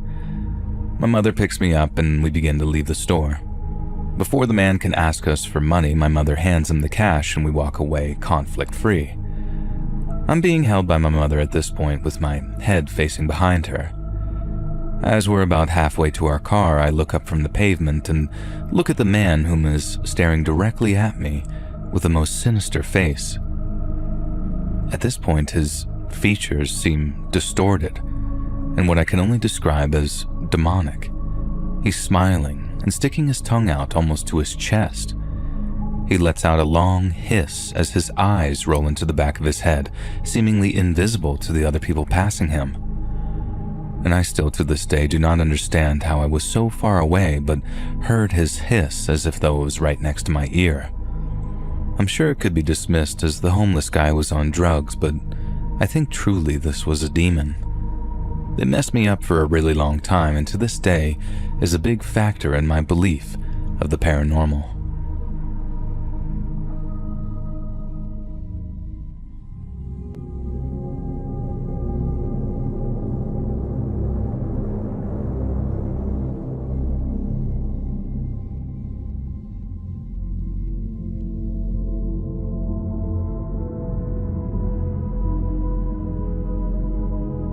2 years ago, I took my wife, my father and son, then 3, to visit family in rural New England in America.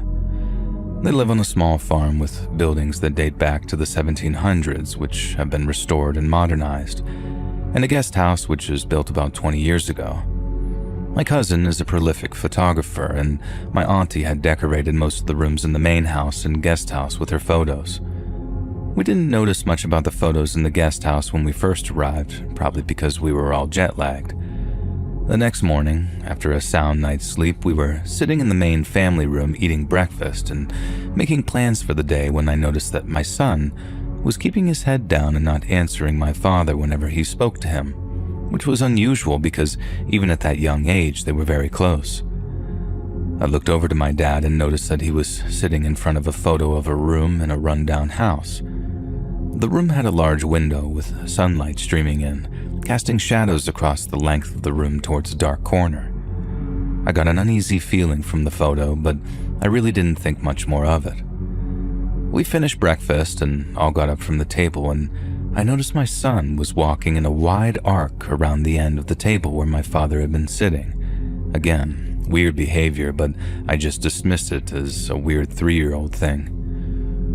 Over the next day or so, I noticed him becoming more and more uneasy anytime we were at the dining table and doing whatever he could to avoid looking at the photo. I decided to ask him what was wrong, and he answered me very matter-of-factly. "The bad man in the picture is looking at me. He's very cold and he's not nice." I looked back at the picture and got instant chills down my spine. There was no man in the picture, but I got the feeling that there was more to it than an empty room. I decided to ask my cousin about the picture, and she told me that it was taken at an abandoned farm a bit further upstate. It was one of her favorite pictures, but had always given my aunt the creeps, so it was moved to the guest house. Over the next couple of days, whenever I would ask my son about it, he would say things like, "The bad man is looking at me. He doesn't like me. He wants to hurt me." I didn't think much of it until we were going to bed one night and my son tripped and fell, seemingly for no reason in the middle of the hall, and started crying hysterically. When I asked him if he was okay, he said, "The bad man hurt me on the leg." I checked his leg, and sure enough, on the side of his leg there was a large bruise that looked like he had been struck with a blunt object. I didn't want to play into his fears, but asked him how the bad man could hurt him if he was in the photo downstairs near the table. His answer was enough for me to pack up all our stuff and move to the main house with my aunt, uncle, cousins, and big burly housekeeper right away. "He's not down there. He comes up here when we go to bed." We left soon after, so I never found out anything more about the farm where the photo was taken, but I'm sure there was some kind of evil presence around it. Has anybody experienced something similar? And please share if you have.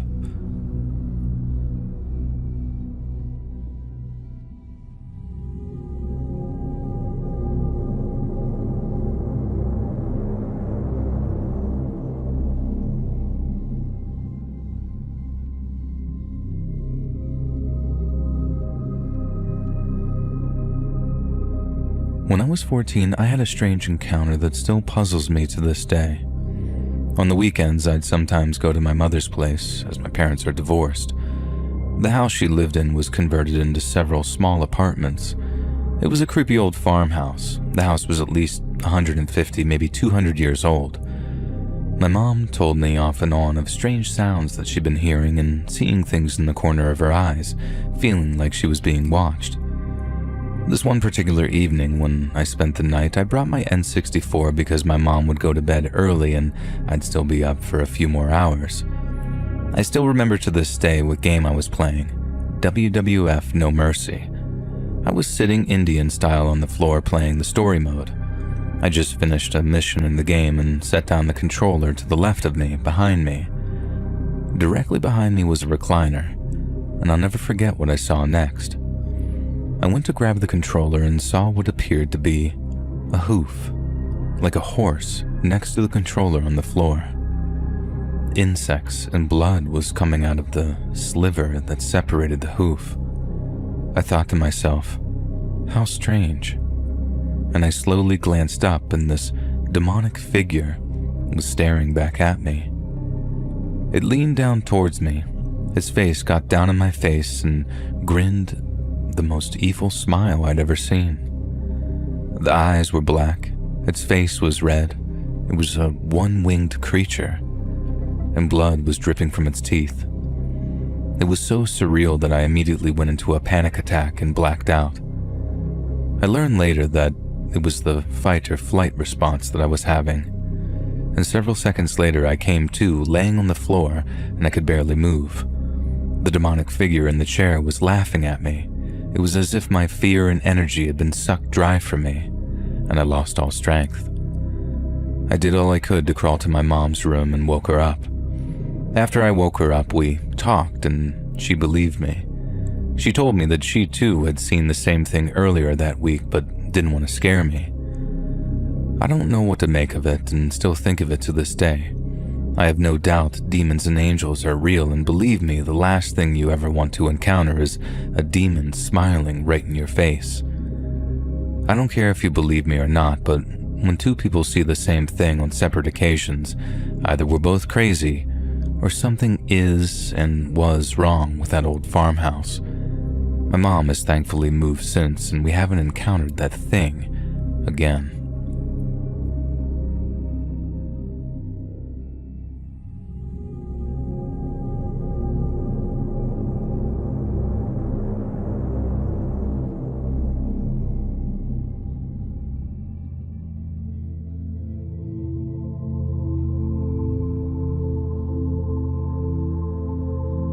This story took place when I was a kid. My dad had been a pool man for many years. One of his oldest customers decided to purchase a ranch. I don't exactly remember where, and he asked my dad if he could come and fix their pool, which was disastrously maintained before he bought it. He gave my dad permission to bring us along and told us that we were welcome to stay a few days to enjoy the ranch. We drove there, and I had been in charge of reading the MapQuest instructions because I never seemed to be able to sleep during car trips. We drove back home a few days later after my dad was finally able to save the pool. The drive home was very long, and for long stretches the view was mostly desert, farms, and the occasional small suburban town. Unlike me, my mom and brothers knocked out almost immediately, so most of the trip is just my dad and I talking or listening to music. I'm also a very avid reader, so I had a book on my lap beside the maps.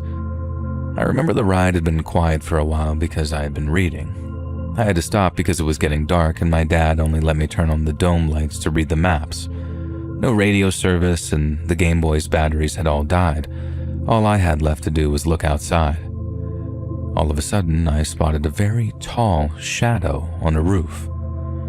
I realized that there was a man who seemed to be wearing a hat, bowler or top hat, dancing and jumping from roof to roof of this suburban lot. Kind of like the scene in Singing in the Rain, which at that point I hadn't seen. It took a second to realize that it wasn't a normal thing to see. The houses were separated in a way where a normal person couldn't have jumped roof to roof. What scared me the most is how at the last house before a field, he seemed to turn around and sense me. He bowed and tipped his hat. Even though I couldn't see it, I could sense it smiling. All I felt was dread. I turned to face my dad to see if he saw him, but he had been paying attention to the road. When I turned back, I couldn't see the houses anymore as they were way behind us. I never saw a face or any details. He was just a silhouette on the roofs.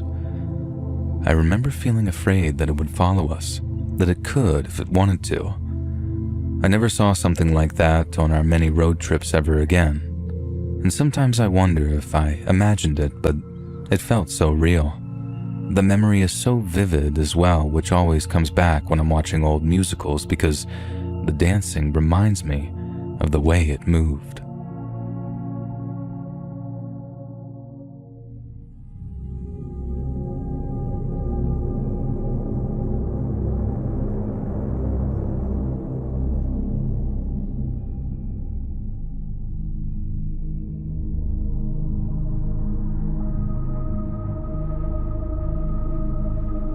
I bought a painting at a thrift store of a beautiful young angel a few months ago.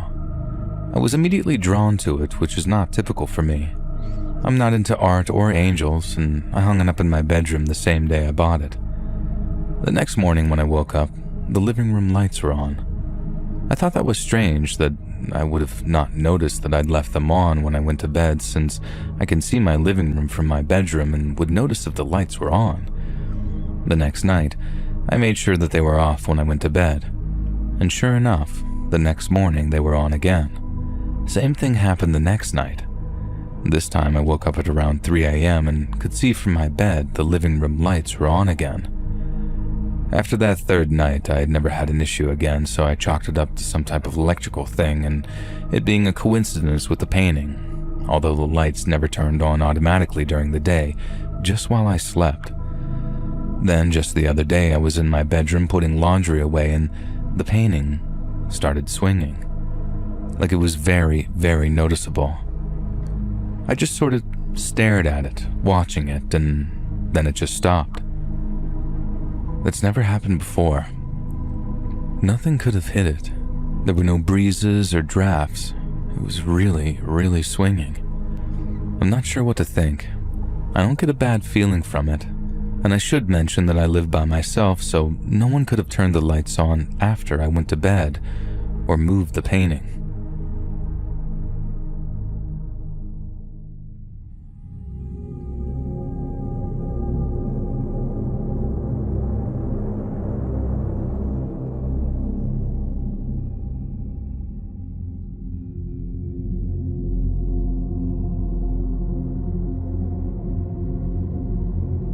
I need some help identifying whatever the hell is here with me. I just got back from a week-long vacation last night, and the same activity from the house that I was staying in is going on at my apartment. I apologize in advance for any incoherence in what I say because I haven't gotten much sleep the last week. The house we stayed in was gorgeous, and since my entire extended family was staying there, 18 people, it was also absolutely massive. It was split into 2 parts. The old side of the house, roughly just a basement studio and 3 bedrooms upstairs, and the newer side. I'm not going to go into too much detail about the newer side as no paranormal activity took place there, but it was a gorgeous house. I shared a room with my girlfriend, and since we were the last to arrive, we got the worst room in the house. Not only did we get the smallest room in the house, it was about 10 feet by 10 feet, it was also on the old side of the house, directly in front of the basement stairs.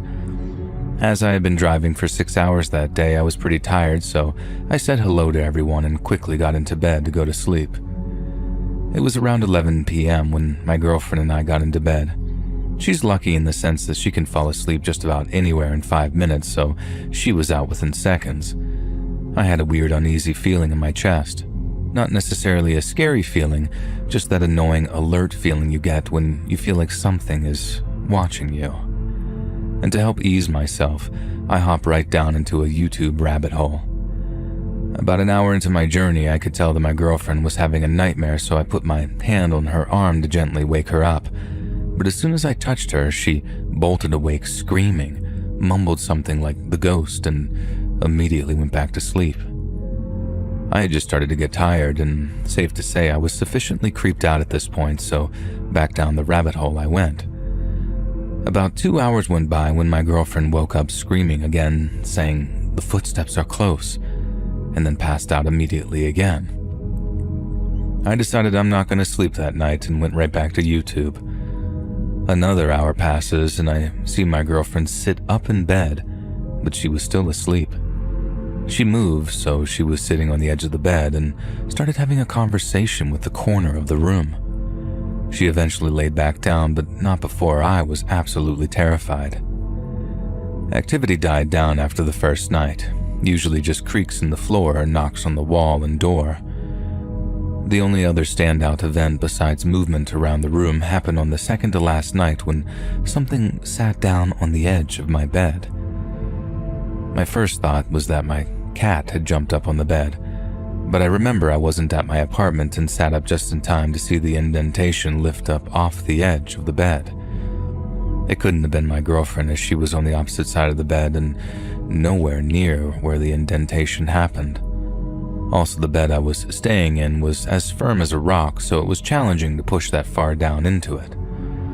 Fast forward one more sleepless night and I'm on my way home. After a long day of driving, I got back and settled down with some Netflix. My girlfriend had plans to go hang out with her friends, so she was out most of the night. I thought I'd finally get a break from the spooky stuff when my dog and cat both start tracking something around my apartment. The way their heads were moving, whatever they saw was moving fast. Now, I've seen them track bugs before, but neither of them really focus on it too much.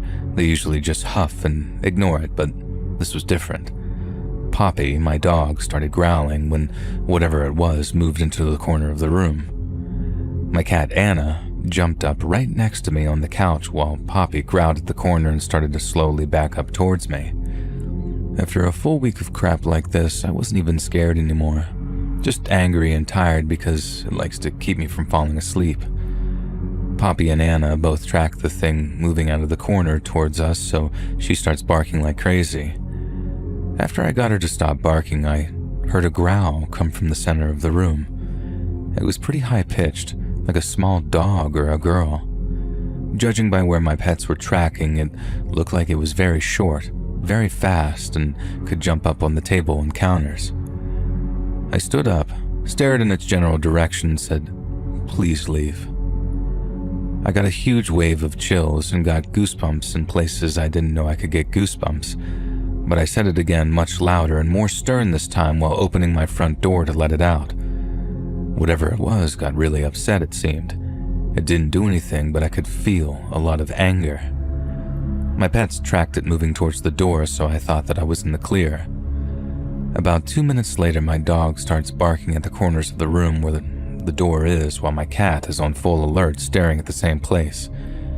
At this point, I just give up and hope it just leaves me alone since it hadn't been violent yet, just annoying. Poppy eventually fell asleep at my feet, and Anna had run into the other room, occasionally poking her head out the door to look in and immediately spring back into the room. I just gave up dealing with it at this point. I put my earbuds in to block out the knocks on the walls and watch some YouTube. I decided to stay up until my girlfriend got back to let her know what was happening, but whatever it was took this as an opportunity to mess with me. I was laying on my couch and kept feeling something poking me every 5 minutes. Not hard, just constant pokes on my arms and legs and feet. And after this went on for a while, it pulled up on my nostrils. Again, I just ignored it because I learned it just gets worse if I engage with it. Whenever something like this would happen, I could feel the apartment get much colder, despite my thermostat saying that it was 72 degrees.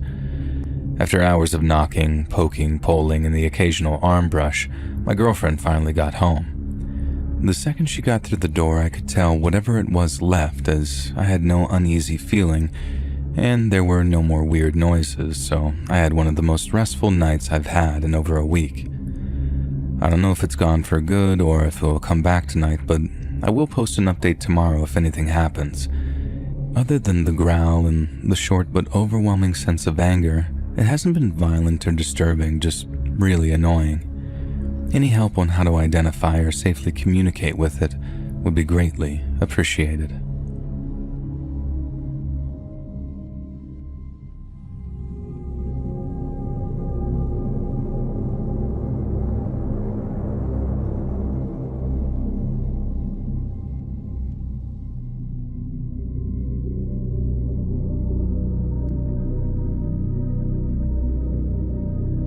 I was with my girlfriend preparing dinner. The year was 2015 and everything seemed normal. I put on some music and the speakers were in my room. While we were cooking, I noticed that the music was no longer being listened to. I was surprised that something happened with the internet because it was Spotify. I went to the bedroom and I noticed that the playlist continued, but the volume knob had been set to 0. I didn't pay much attention to it at that moment. I set the knob again and went to the kitchen to continue with dinner, and not even 2 minutes passed when, again, I noticed that no music was being heard. This time it seemed really strange to me. I lived alone and we were just my girlfriend and I went into my room, and this time the knob was on 1 so I could lightly hear some music.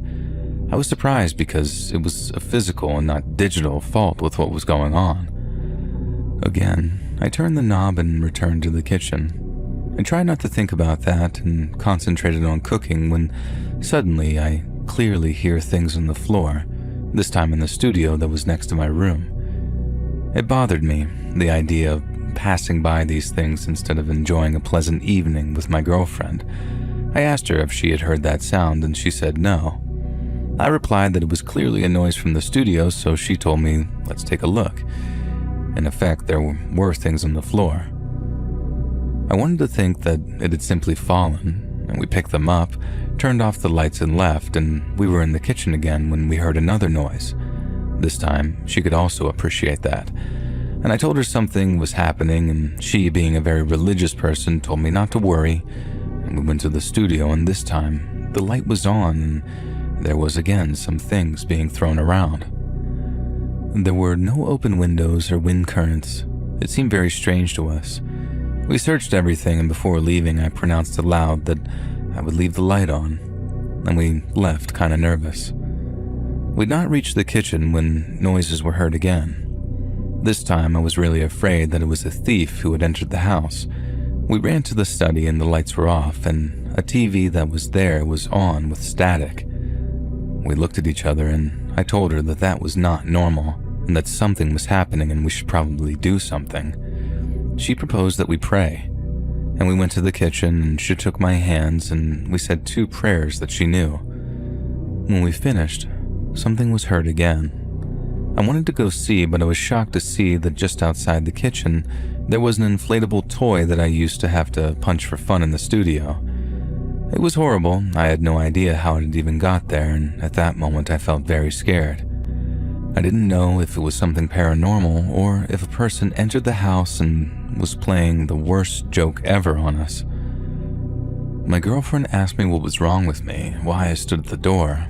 I told her not to leave the kitchen, that I didn't want her to see that, but she leaned out and screamed.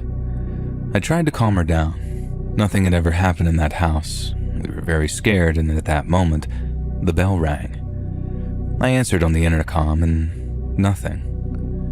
Every time I was more nervous, but I tried to stay calm. I walked towards her, and the bell rang again. I answered, and nothing. I told her, let's get out of here. Something or someone is bothering us. It occurred to me to go to the house of a cousin who lived nearby, and then the lights started to blink. It was terribly terrifying. Getting to the street was a great relief, and by the way, it was completely desolate outside. We walked a few blocks until we reached my cousin's house. We told her everything while our hands were still shaking, and she believed us, and she had some holy water, and that we had to go back because what had happened to us was not normal. When we came back with the holy water, loud music could be heard from the street. We opened the door with fear, and immediately my cousin began to sprinkle holy water all over the place. The inflatable toy was in another location. It seemed that it had moved a few meters from where we last saw it.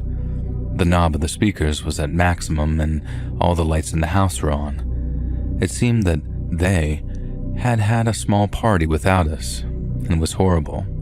Note on the Spotify browser was written reggaeton, and the first playlist was playing. And I hate reggaeton music. I never put that kind of music on before. I don't even know how it's spelled, but it was written the same way that I used to know, and that was very shocking to me. I was never super skeptical of the paranormal, but I didn't believe everything I heard until that night. And for good luck, I can say that after using the holy water, nothing else happened in that house. I no longer live there. I threw the toy away, and the girlfriend is now my wife, and we know that all that was real. These spirits or entities do exist, and we must be careful and have faith in God and not let them disturb us.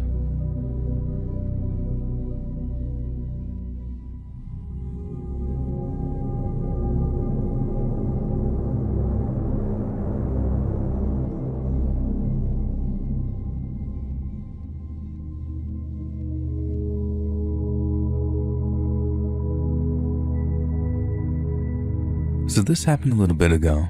I was 17 at the time. It was summer, so we were heading to my uncle's house. He owns a little house near a beach, and getting to his house, we have to go past this big stretch of forest that spans on and on for about an hour or so. The sun was just covering everything in some nice light after it rose, and then it got weird. I remember that my dad turned off his music to pull up the GPS, and I looked at the forest watching all the trees speed by. Then I also took notice that we were the only cars on the road. The only car. None behind, none in front. Hell, I didn't see another car for like an hour and a half while driving here besides pulling out of my driveway and getting on the road. I thought it was really weird, especially since I'm in a pretty populated area. It's Oregon after all, in the middle of summer. I kept looking at the forest and, I kid you not, a clearing opened for a few seconds and I saw two men wearing black suits and black sunglasses with black gloves and shoes as well, tying some big hairy creature to a tree. I just kept looking at them and they were looking at me, not the car, me directly, like they knew that I saw them. It scared the crap out of me and I asked my dad if he saw them, and he seemed confused and then said that he didn't see a thing. He was too busy driving and looking at his GPS.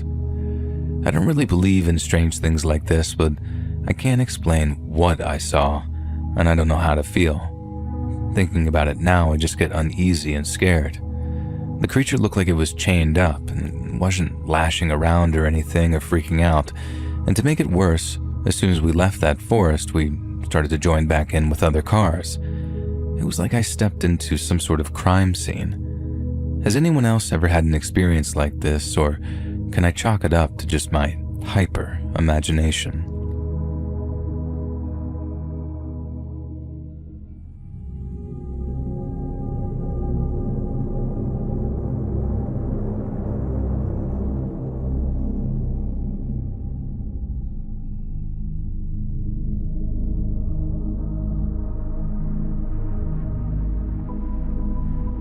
So I bought a doll today with an attachment and just wanted to share what happened already. So I got her home and placed her on the top of my entertainment center pretty high up. Now for starters, the moment I got her in the car, I put an EMF to her with a built-in spirit box. The EMF was spiking, and after a few seconds of moving it away and moving it closer again, the spirit box said, "Don't." So I stopped and apologized.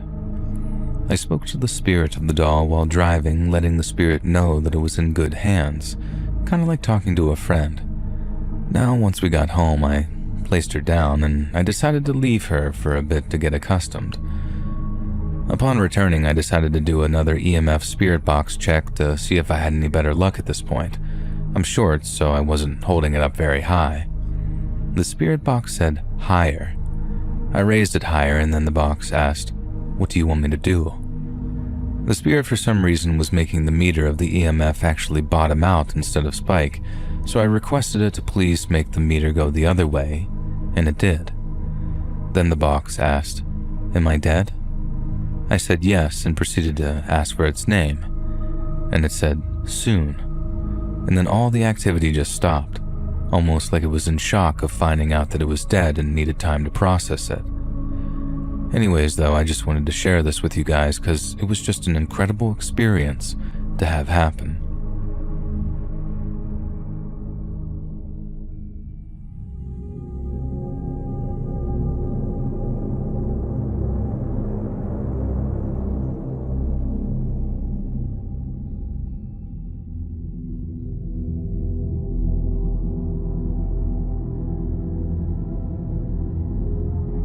It started a week ago roughly and has happened multiple times. First of all, I want to mention that I live alone and don't have any pets. Last week I went to sleep at around 2 a.m. and I had my MacBook Pro closed completely on the floor. While I was in the bed, I started to hear typing on the keyboard. It wasn't cracking or anything like that. It was typing, and I'm not imagining it at all. It lasted several minutes and then eventually stopped. I freaked out like crazy that night, but eventually managed to fall asleep. The next day, I also went to bed late, and I fell asleep and woke up in the middle of the night by the typing noise of the keyboard. It wasn't a dream, nor am I crazy. It really happened. I was very scared, so I turned on the lights, and the typing stopped. My computer was still closed, as in shut down, so I turned off the lights, and 10 minutes later, I heard the typing on my keyboard again. This time, too, it lasted for a long time, and I almost had a panic attack, and keep in mind, I live alone. It happened again other nights. Every time it happens after I go to sleep, and it can be right after I got to sleep and put the MacBook down, or many hours later in the early morning while I'm still sleeping. It never happens while I'm actually using the computer itself. Last night I also couldn't sleep because I heard weird noises coming from the windows, like some weird gush of wind, loud noises around my windows, and of course, again, the typing on the computer. And I'm terrified. What could this be? I was thinking I'm either spied on by some agency that managed to infiltrate my computer and search for something. But what? I have nothing to hide and I'm a completely average guy. I've never committed any crime whatsoever. And even then, if the computer is closed, how can I hear the typing? I mean, even if they infiltrated, I shouldn't hear typing on the keyboard. Or is it something paranormal? I read I'm not the first guy who has heard typing of a keyboard at night, and other people who have experienced it were equally frightened. Some of them used a mechanical keyboard which is exposed at night, and I have a MacBook Pro and my keyboard isn't exposed because at night I close the PC, as I said. In the sense, I shut the screen above my keyboard so it's not exposed to air. But please, help me figure this out, because it's freaking me out.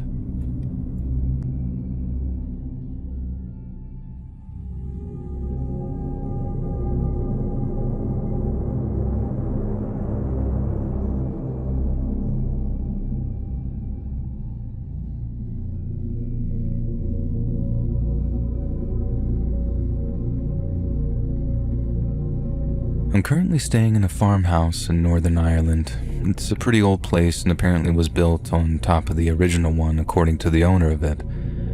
I never really have believed in any paranormal type stuff, just thought it was too crazy and far-fetched to be real, and I've been telling myself that for the past few hours after what happened. I've already mostly explained what happened in the title, but I'll go into more detail. I woke up to hear the radio next to my bed, which I didn't even know worked, playing random channels, songs, some talking on chat shows or something. I can't really remember as I was just waking up. The radio did finally stop changing channels after a few seconds, however, and was left playing the song Hello by Dragonette. Had to look that up in the morning from the lyrics that I heard. I heard this section of the song before I switched off the radio at the plug. Kinda like this thing, but there's something you should know. I just came to say hello. Hey, I could stick around and get along with you. Now, needless to say, I was already crapping bricks a bit at this point, not because of the lyrics or anything. Like I said, I don't really believe in ghosts, rather just the loud noises waking me up was a little rough, and so I felt on edge. The thing that really tied it all together for me and made me so scared was when I checked my phone and it was 3:33 a.m. I moved upstairs to another bedroom and sat up with the lamps on either side of me for hours, watching something on Netflix to take my mind off of stuff. I don't really know what I want out of posting this experience. Maybe some reassurance to tell me that it's all BS. Edit. Things just got a little bit more spicy. I wrote the first part of the post from the upstairs bedroom in the morning, and just came down from upstairs to the room this happened in and looked at the radio. It was off on the wall switch, but the radio setting was also turned off on the radio. The only way it can actually play the radio stations is by switching it to on the radio with a switch so it wasn't me hitting it while I slept or something. And now, I'm kinda spooked out.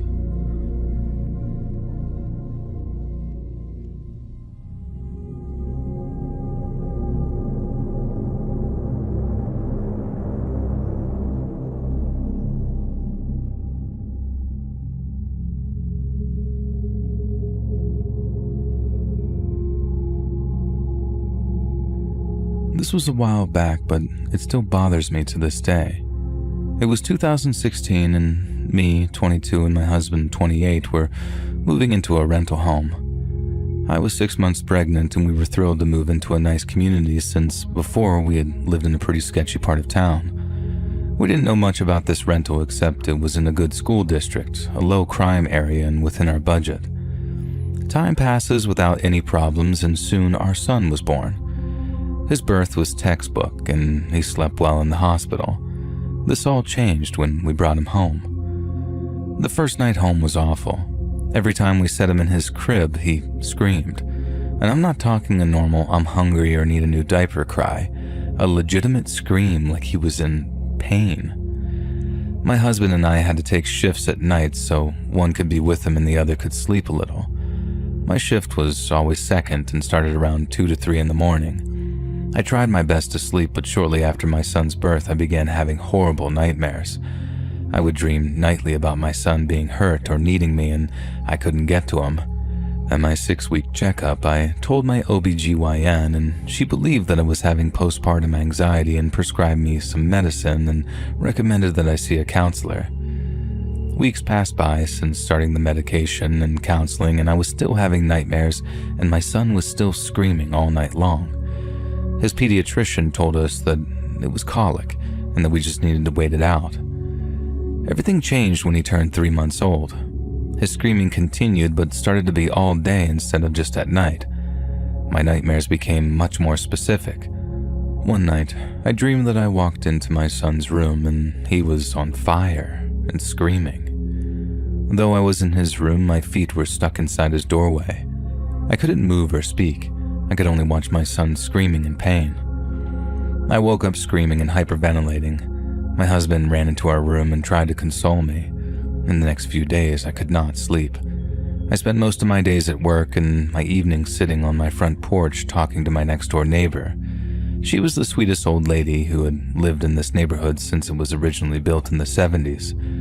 I guess she could tell something was wrong and asked me if I was okay. Reluctantly, I told her how my baby had been acting and how I was having horrible nightmares. She was sympathetic and asked me to elaborate, and I didn't feel comfortable telling her the details, so I just told her that I had dreams about fires in the house. Her face quickly changed from caring and concerned to horrified. Seconds of quiet felt like hours before she spoke again. "Do you know what happened at this house?" she said, and I told her no. She sighed and looked down before grabbing my hands and looking at me. She goes on to tell me that a few years ago there was a fire at the house due to some faulty wiring done poorly by the landlord. There was a young family with a 3-month-old baby living there, and unfortunately the baby passed away in the fire. She said the couple moved away and the house was renovated and put up for rent after. And at that moment, I was in complete shock. I ran inside to my husband holding our baby and told him that we needed to leave. He must have seen the fear in my eyes since he didn't ask me to explain myself until we got in the car. I explained what happened in the house and how I felt like my dreams were warnings that we needed to leave before something happened to our baby. Luckily, my brother-in-law lived in the next town over, so we went there. The first night we stayed in his house, our son slept through the entire night, not a single peep. I checked on him every hour since it was so unusual for him to sleep this well, and from then on, apart from normal baby stuff, my son never screamed again like he did in that house. My husband packed our stuff and we stayed with my brother-in-law until we were able to get out of our lease and rent a new place. I never went back, and I will never go back. I just pray for whoever moves in there next.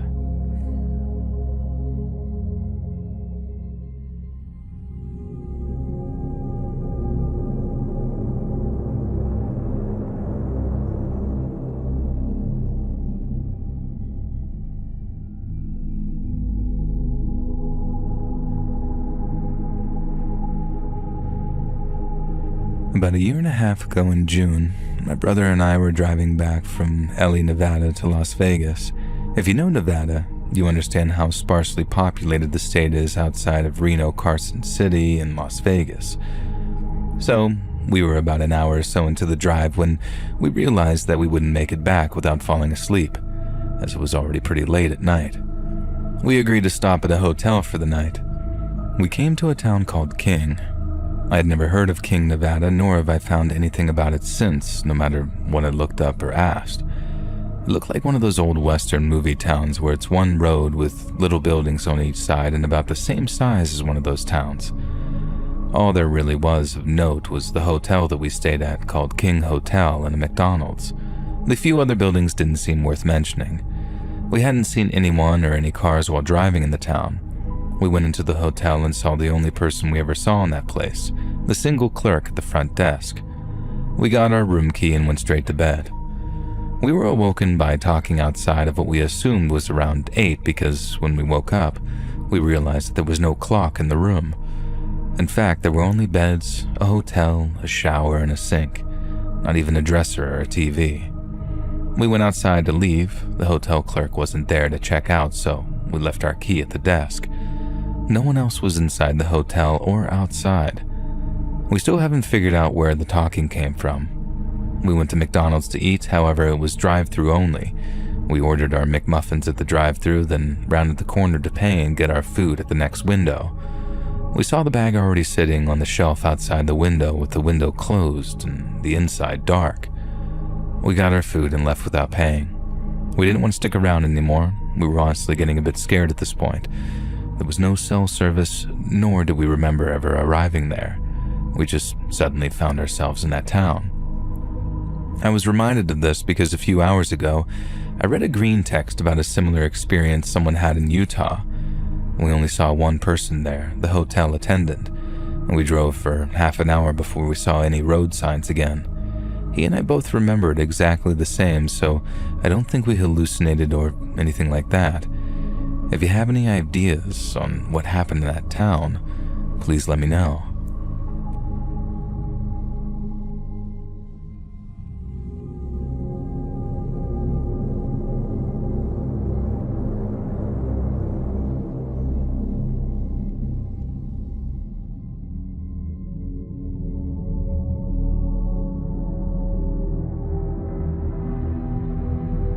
As I'm sure some of you are aware, the hunting season for white-tailed deer is about to start this weekend. I'm a 25-year-old female and have been spending a decent chunk of time in the stand with my partner, in life and in most ventures generally, because we've discovered that hogs have been rooting up the oats and generally causing havoc and scaring away the deer from the feeder. We've gone out a handful of times in the last 2 weeks, attempting to catch the miscreants at it, and so far no luck, and it's been very frustrating. At any rate, because of the hogs, I've been spending more time in a stand after dark than I ever have in my life. We've been up there from 9 p.m. to 1 a.m., 10 p.m. to 2 a.m., 9 p.m. to 11 p.m., and every other weird time slot you can think of.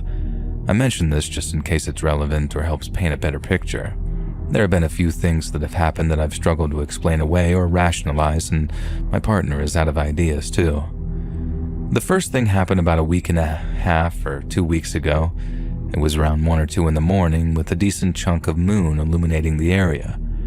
I was only half paying attention to my surroundings because I had already written the night off as a bust when, all of a sudden, I become aware of a weird whirring or flapping sound.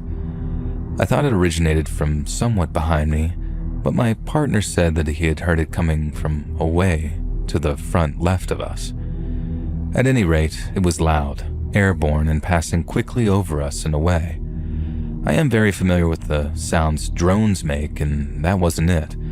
It also wasn't a helicopter. The sound was too small, if that makes sense. And it wasn't a bird. It sounded way too mechanical. It was flying very low, probably just above the tree line, and we couldn't see anything. The second thing happened about a week ago. We weren't in the stand, but it was weird and out of the norm, so I'll mention it. We live on the same property that the stand is on, and it was around 9 or 10 at night when all of a sudden there was a distant boom, like an explosion, which hit our home with a very hard thud. If you've ever spent any time around heavy artillery or explosives, you'll know what I mean. It was strong enough that my sister-in-law, who lives down the road, called us asking what the hell just happened.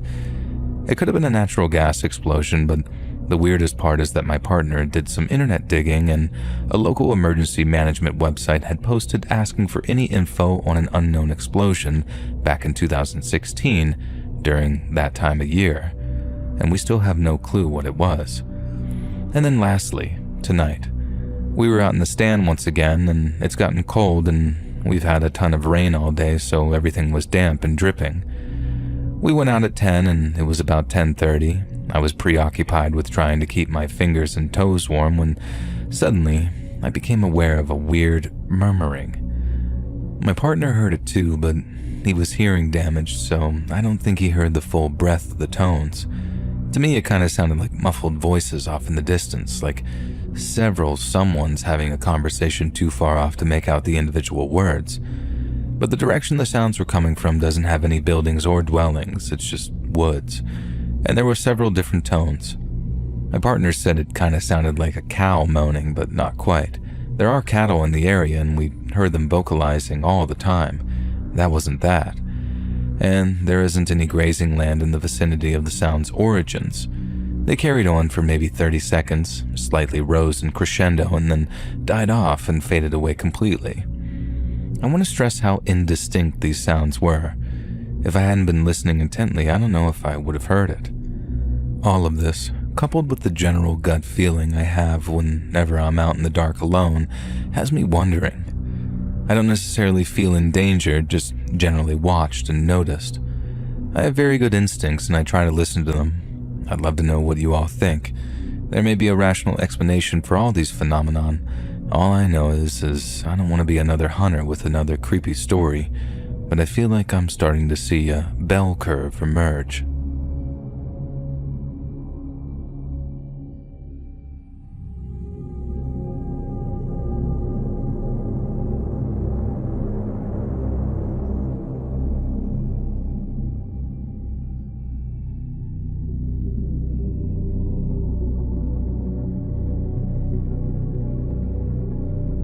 My dad moved into a house in the middle of the woods about 2 years ago, and I moved in with him soon after to help him get around and take care of the house and whatnot. No, side note, it's an old house on land that Native Americans heavily inhabited in the South.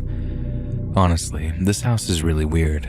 The first night I spent here, I was woken up by a woman whispering, "Is anyone home?"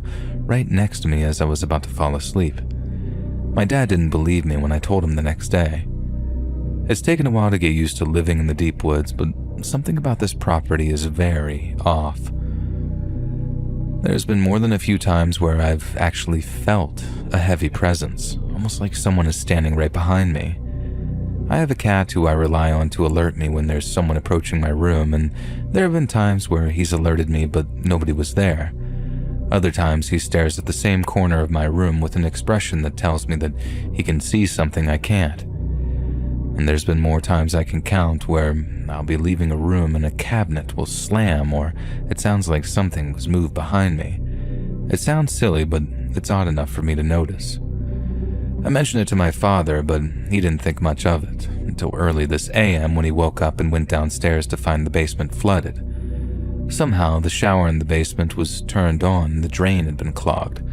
Neither of us used that shower in the basement, and he's now fully convinced that there's a ghost in this house. I don't know. If you ask me, I think it's more than the house.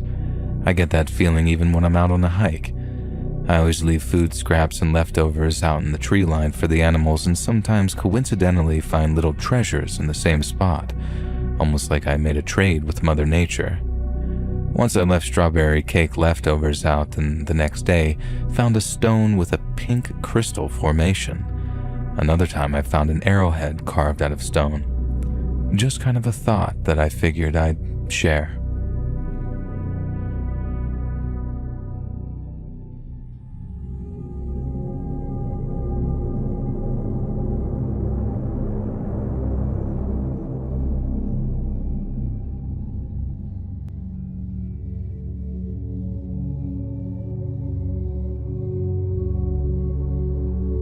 I don't believe in ghosts or anything paranormal.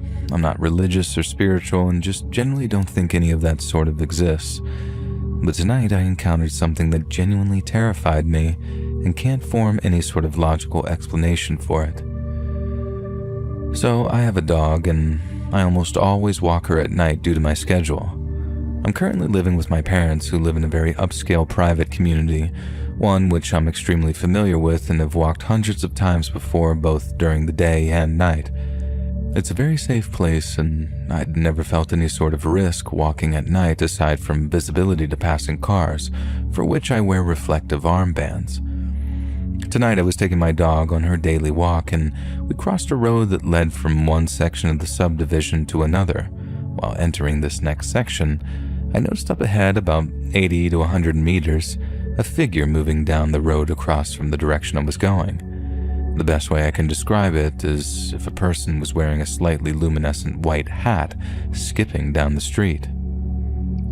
The problem is, first of all, there wasn't enough light to get a clear view of whatever I saw.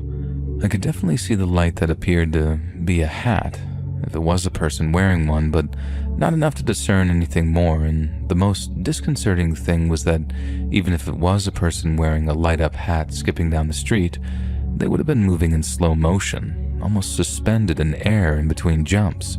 There was also no sound either.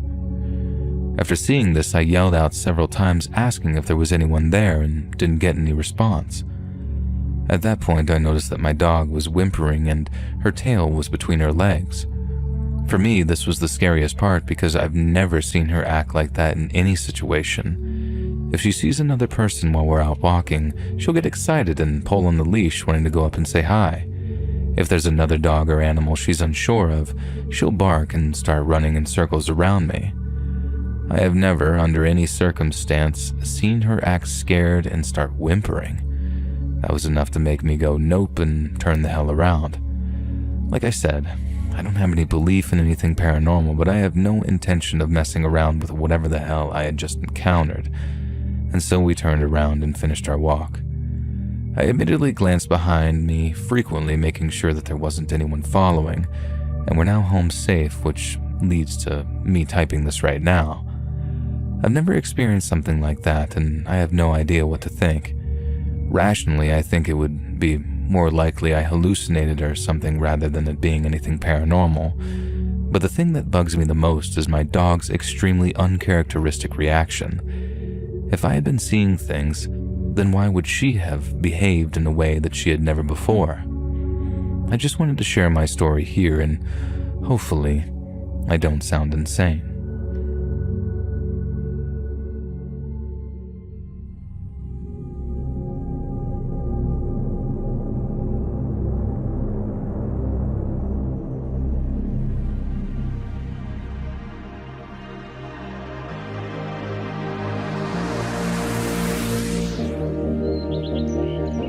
Hey friends, thanks for listening. Click that notification bell to be alerted of all future narrations. I release new videos every Monday and Thursday at 7 p.m. EST, and there are super fun live streams every Sunday and Wednesday night. If you got a story, be sure to submit them to my subreddit r/letsreadofficial or over email at letsreadsubmissions@gmail.com, and maybe even hear your story featured on the next video. And if you want to support me even more, grab early access to all future narrations and bonus content over on Patreon, or click that big join button to hear about the extra perks offered for members of the channel. And check out the Let's Read podcast, where you can hear all of these stories in big compilations located anywhere you listen to podcasts. All links in the description below. Thanks so much, friends, and remember to be a good girl and eat your vegetables.